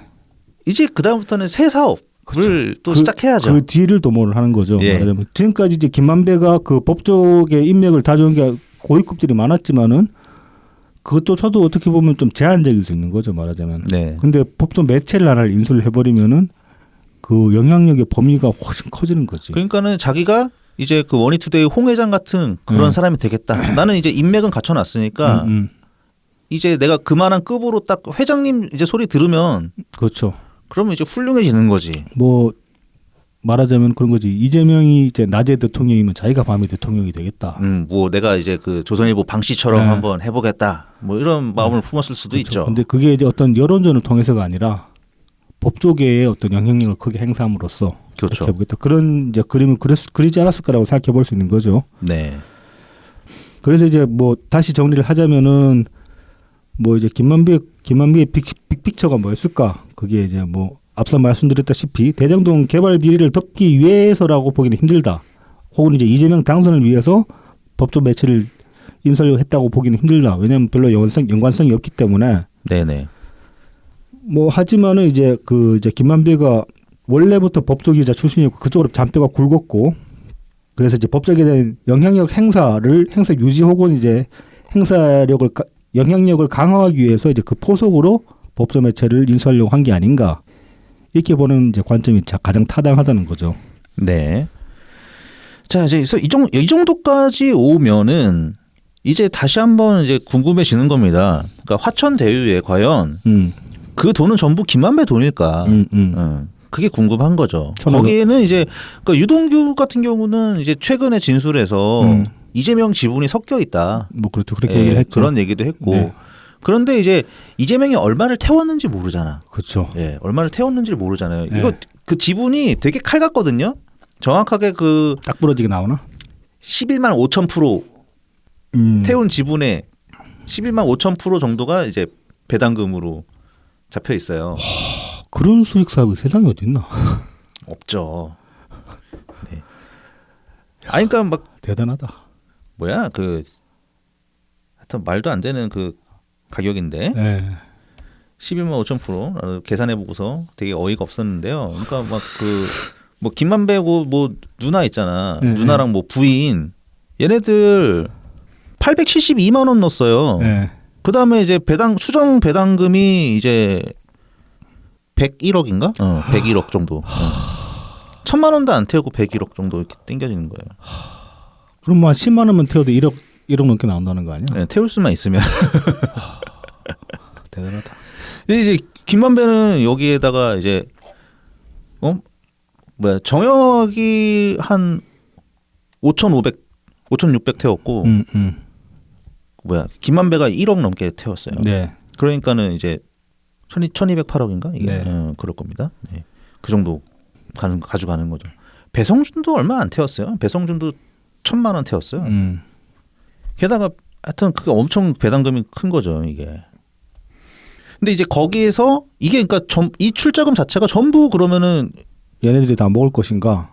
전부 김만배 돈이었냐? 태운 돈 자체가 김만배가 돈이 많긴 한데 거기에 이제 이재명께 섞여 있는 거 아니냐? 그러니까 그런 식으로 돼 있어야지 이재명이 사실 지분이 있는 거거든요. 그렇죠. 네, 그걸 알 수 없어서 그렇지. 네. 그러니까 계산은 정형하게 설계를 칼같이 해놨어요. 네. 그리고 막 얘네들 그 노래방에서 나온 얘기들 보면은 유동규랑 같이 네. 노래방에서 지분율대로 하자. 자꾸 골치 아프다 자꾸. 그렇죠. 예. 그래서 중간에 작업할 때 이제 쓴 돈 있으면 그거까지 다 계산대에 올려가지고 뭐 그거만큼 더 쳐주던가 뭐 예. 아니면 빼주던가 예. 이렇게 해야지. 자꾸 뭐 말이 뒤바뀌고 예. 자꾸 내는 놈만 자꾸 돈을 내고 이거 예. 좋지 않다. 막 예. 이런 얘기해서 정리하자고 그렇죠. 막 하잖아요. 예. 그러니까 나름 계산은 칼 같은 거야 예. 얘네들이. 예. 그러니까 이재명이 중요한 일을 하긴 했는데 쉽게 뭐 마음대로 돈을 가져갈 수 있는 그런 건 아니란 말이에요. 그렇죠. 그리고 이제 이재명이 그 자기 1,000억만 있으면 된다. 뭐 그렇게 한 거는 자기가 가져가겠다는 게 아니라 사실 그런 게 있어요. 일단 뭐 그 신흥 그 공원 사업이랑 뭐랑 이게 들어가야 되니까 이게 1,000억 정도는 나와 줘야지 공영 개발을 했다 이런. 그렇죠. 자기 이제 그 업적으로 포장할 수가 있으니까. 네네네. 그러니까 그 1,000억이라는 게 이재명 개인 수익이 아니라 그렇죠, 성남시에 그렇죠. 떨어지는 게 1,000억이면 된다. 1,000억 정도 있어야 된다. 그렇게 얘기한 걸 수도 있다는 거지. 네, 맞습니다. 그 액수가 사실 잘 맞거든요. 네네. 그래서 과연 이재명이 그분일까? 그렇죠. 이건 아직 확실한 게 아닙니다. 저기 녹취록에 나왔던 실소유주 천화동일의 실소유주 그분이라는 게 이제 누굴까? 네. 그래서 꼭 이재명이 아니면 그런 가능성이 있는 사람은 누구냐? 김만배랑 매우 가까운 그리고 돈거래 50억 클럽에도 포함되어 있는 홍성근 회장일 수도 있다. 네. 네. 이런 얘기가 가능한 거죠. 그러니까 이제 지금까지 그 검찰 수사 결과, 그러니까 발표한 검찰 수사 내용이나 아니면 이제 언론에서 추측한 것도 보면 이제 그분이라는 걸 이재명이라고 많이들 이제 지목을 했는데 정작 검찰에서도 아직까지 그분이 이재명이라는 뭐 정황 증거도 별로 찾은 게 없어요. 그래서 네네. 이제 그분에다가 이재명을 대입하고 어떤 시나리오를 맞춰보려고 하면은 아직까지 좀 잘 매끄럽게 이어지지 않는 부분이 있는데 그분을 이재명이 아니라 만약 홍성군으로 집어넣어 보자. 네. 그럼 어떻게 되냐면은 뭐 그저 아까 홍성근이 김만배랑 동거래를 2번 했잖아요. 네. 총 이제 100억. 네, 맞습니다. 이게 이제 뭐 그 100억 빌렸다가 금방금방 갚았어요. 갚기는 몇 달 안에. 네, 그랬죠. 근데 이제 이게 그 되갚은 시점들이 보면 대장동 사태가 이제 터지기 직전. 그러니까 뭔가 위험하던. 네네. 그러니까 애초에 그냥 주려고 했을 수 있는 거예요. 그 돈 자체가. 주려고 했는데 씨발 상황 안 좋다. 이거 그냥 도로 메꿔놓아야 된다. 그렇게 이제 보고 이제 돈이 그냥 왔다 갔다 했을 수 있는 거고. 그다음에 이제 앞서 말씀드렸다시피 김만배가 애초에 머니투데이 기자로 있으면서 대장동으로 들어가가지고 회사를 제대로 안 하고 있는데 이 회장이라는 사람이 그걸 다 봐줬단 말이에요. 그냥 뭐 옛날에 자기 도와줬다고 그것도 한계가 있지. 자기 도와준 거 그냥 이익업 특진시켜줬잖아. 그걸로 끝난 거잖아요. 근데 그 뒤에도 보면 김만배한테 되게 관대하게 김만배가 자기 개인 일을 할 수 있게 회사에서 뒤를 봐줬다는 건데 그러면 이건 뭔가 다른 거래가 오고 가지 않고서는 이룰 수 없다. 그렇게 네. 보는 게 타당하다는 거죠. 그리고 애초에 김만배가 그 분이라고 지칭을 했다는 건 자기 윗사람으로 대우를 한다는 거잖아. 일단 윗사람이죠. 네. 네. 근데 김만배가 이재명을 그렇게 지칭할 가능성이 오히려 없다는 거지. 어떻게 보면은. 근데 불가능한 건 아니에요. 불가능한 건 아닌데. 네. 불가능한 건 왜냐면 인허가권을 다 갖고 있잖아. 그렇죠. 예. 그리고 성남시장이고. 네. 뭐 근데 이제 근데 그 자기들끼리 있는 술자리에서까지 그 분이라고 지칭한다는 건 정말로 사적으로 자기가 그 사람을 어른으로 생각해야지 가능한 얘기거든요. 뭐 저기 공식적으로는 공식 속상에서는 다들 존칭을 써죠. 하지만 사적인 자리에서는 뭐 학교 예를 들어서 중고등학교 때 선생님 앞에서는 선생님 그러지만은 우리끼리 막 애들끼리 얘기하면 무슨 선생 그렇게 얘기를 하잖아. 아니면 별명 얘기하고. 네, 별명 얘기하고 그러니까 이재명도 충분히 그럴 수 있었는데, 그러니까 그런 자리에서 그분이라고 쓴다는 거는 자기가 스스로 이제 어린이라고 생각하는 사람일 가능성이 있다는 거죠. 그렇게 보면은 이 홍성근이 어쩌면 그분이 아니었을까? 네, 그럴 수도. 그러니까 저는 뭐 가능성이 이제 하나 더 생긴 것 같아요. 네. 이재명과 홍성근. 이재명 아니면 홍성근. 네네. 예. 근데 제가 보기에도 이 홍성근을 그분에다 대입시켜놓고 이렇게 앞뒤를 맞춰보면 좀 더 매끄럽게 맞춰지는 면은 있는 것 같아요. 그리고 사실 이제 이재명이 1,000억이라고 말한 게 앞서 말씀드렸다시피 내한테 1,000억 떨어져야 된다는 게 아니라 성남시한테 1,000억이 가야 그게 그렇게 얘기했다고 볼 맥락도 충분히 있는 거니까. 자, 그래서 이제 뭐 결론은 보면은 김만배 사건이, 그러니까 대장동 사건이 단순히 개발 비리에서 어떤 언론 권력 카르텔이라고 해야 되나? 뭐 언론인 주도 비리사 일단 이제 김만배가 언론인이니까 김만배를 중심으로 놓고 보면 대장동 사태는 언론인이 주도한 사상 최대의 비리 사건이 되는 면이 있죠. 일단 뭐 대부분 지금까지 어떤 그 사회적 물을 일으키는 큰 비리 그러면은 정치인이 주도한 비리들이 대부분이었잖아요. 아니면 정치인의 최측근. 네, 네. 그러니까 전두환 때 뭐 그러니까 뭐 그 정경원 같은 그런 새끼들. 네. 아니면 이순자가 땅 투기를 존나 하고 다녔다 뭐 그런 것들인데. 근데 이제 언론이 이렇게까지 전면적으로 나와서 언론 이름이 전면적으로 나와가지고 어떤 비리의 중심이 된 적은 없었어요 지금까지. 그러니까 이것도 유사일이라고 할 수 있는 것이고. 근데 지금 이제 정확한 실체는 사실 알기가 어려워요. 네네. 그러니까는 김만배가 뻥튀기를 한 건 맞는 것 같은데 네. 처음에 남욱이랑 네. 정영학이 설계를 했을 때 네. 얼마짜리로 이거를 대장동을 설계를 했는지 그걸 모르잖아. 그것도 모르지. 네. 근데 그게 이제 얼마짜리가 됐는지 음. 이거를 정확하게 모른다면 과정을 지금 걔네들이 뭐 투명하게 막 얘기할 수 있는 상황도 아니고. 그렇죠. 그래서 김만배가 근데 들어오면서 어쨌든 뭔가 뻥튀기가 확 된 거는 맞는 것 같아요. 멍튀기가 막 되기도 됐을 뿐더러 중간에 몇 번 엎어질 위기가 있었는데 그걸 다 김만배가 커버링을 쳤죠. 지켜냈죠. 네. 뭐 우리 입장에서는 제일 족 같은 게 그거지. 이재명 선거법. 네. 그거 100% 날릴 수 있는 거였는데 못 날린 거. 네. 대법원에서 네. 파기환송시키면서. 그래서 이제 김만배를 이 지금 대장동 비리를 볼 수 있는 여러 가지 관점이 있는데 이재명을 중심에 놓지 않고 만약에 이 대장동 팀 전체를 놓고 전체에서 가장 중심이 되는 인물이 김만배라고 놓고 보면 어떻게 보일까? 뭐 이제 그 관점으로 이제 한번 보자라는 측면에서 저희가 이제 요 얘기를 드리는 건데. 네. 김만배를 이재명의 아랫사람으로 보는 게 아니라 어떤 그 공동 주체 혹은 네. 사실은 김만배가 주체고 이재명이 바지에 가까운. 물론 이제 바지에 가깝다고 해서 죄질이 가볍다는 얘기는 결코 아닙니다. 왜냐하면 이재명은 그 공적으로 모든 거에 책임자이기 때문에 그만한 책임을 져야 되는 거죠. 네. 그리고 근데 아직은 몰라요. 그 단순 바지라고 단순 바지는 보기에는 아니겠죠. 이게 그러니까, 바지라고 하기 쉬운 게 아닌 게 그러니까 그거는 아닌데 말하자면 지금까지 우리는 계속 이재명을 중심으로 놓고만 봤잖아요. 일반적인 관점이. 그러니까 이재명이 모든 걸 설계했다라고 볼 수는 없다. 네. 그런 거죠. 그리고 실제로 가장 큰 그 위기 상황에서 역할을 해온 거는 김만배가 아니었나. 그렇게 놓고 보면 김만배가 실제적인 대장일 수도 있는 거지. 그러니까 입을 열어야 하는 사람들이 많이 있어요. 네. 일단 정진상하고 김용은 좀 알았을 것 네. 같아. 근데 얘네들이 그러면은 이재명한테 다 알려줬나? 그건 또 모르는 일입니다. 얘네들이 적당히 숨기고. 뭐 그렇죠. 그럴 수도 있죠. 충분히. 일단 정진상이 게이트 키퍼였잖아요. 그래서 시장님 이건 서명하셔도 됩니다. 그렇죠. 다 얘기 잘 끝나서 잘 됐습니다. 이렇게 해가지고 지가 중간에 좀 땡까먹고. 그렇죠. 응. 그럴 수 있거든 정진상이 충분히. 정말 웃기는 얘기긴 하지만 이재명 입장에서 순수하게 보자면은 씨발 나도 모르는 건데 그러고 이재명 입장에서 억울한 면이 있을 수도 있는 거야.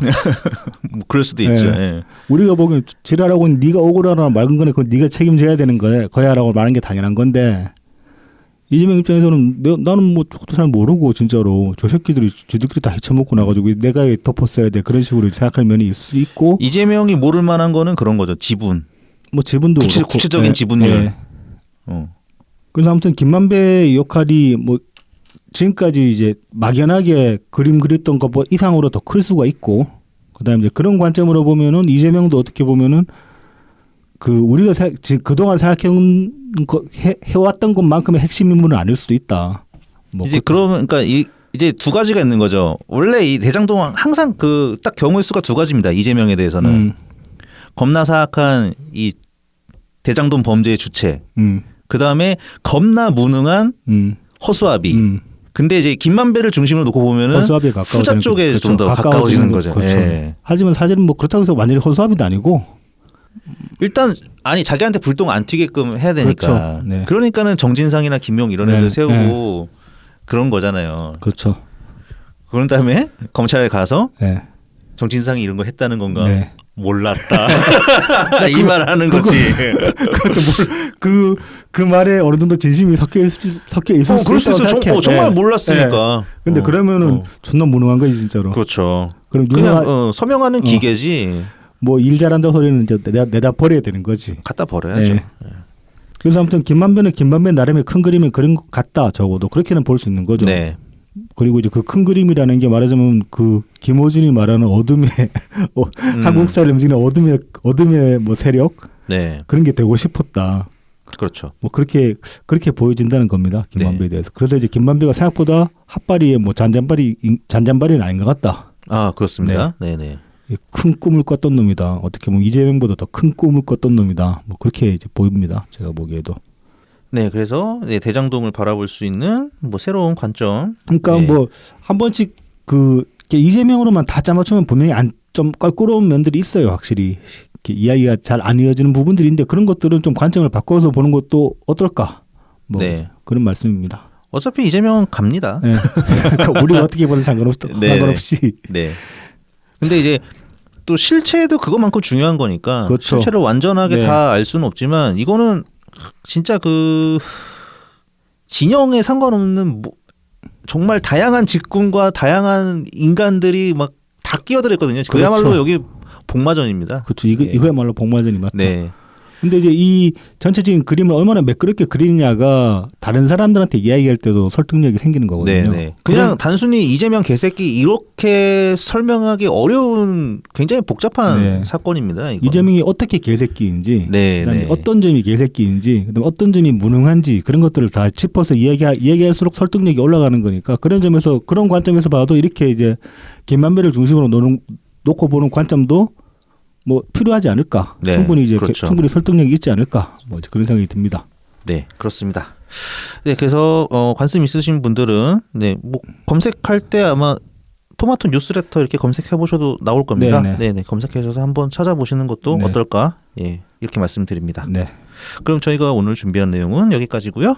다음 주에 연휴 뒤에 다시 찾아뵙겠습니다. 새해 복 많이 받으십시오. 새해 복 많이 받으세요. 감사합니다.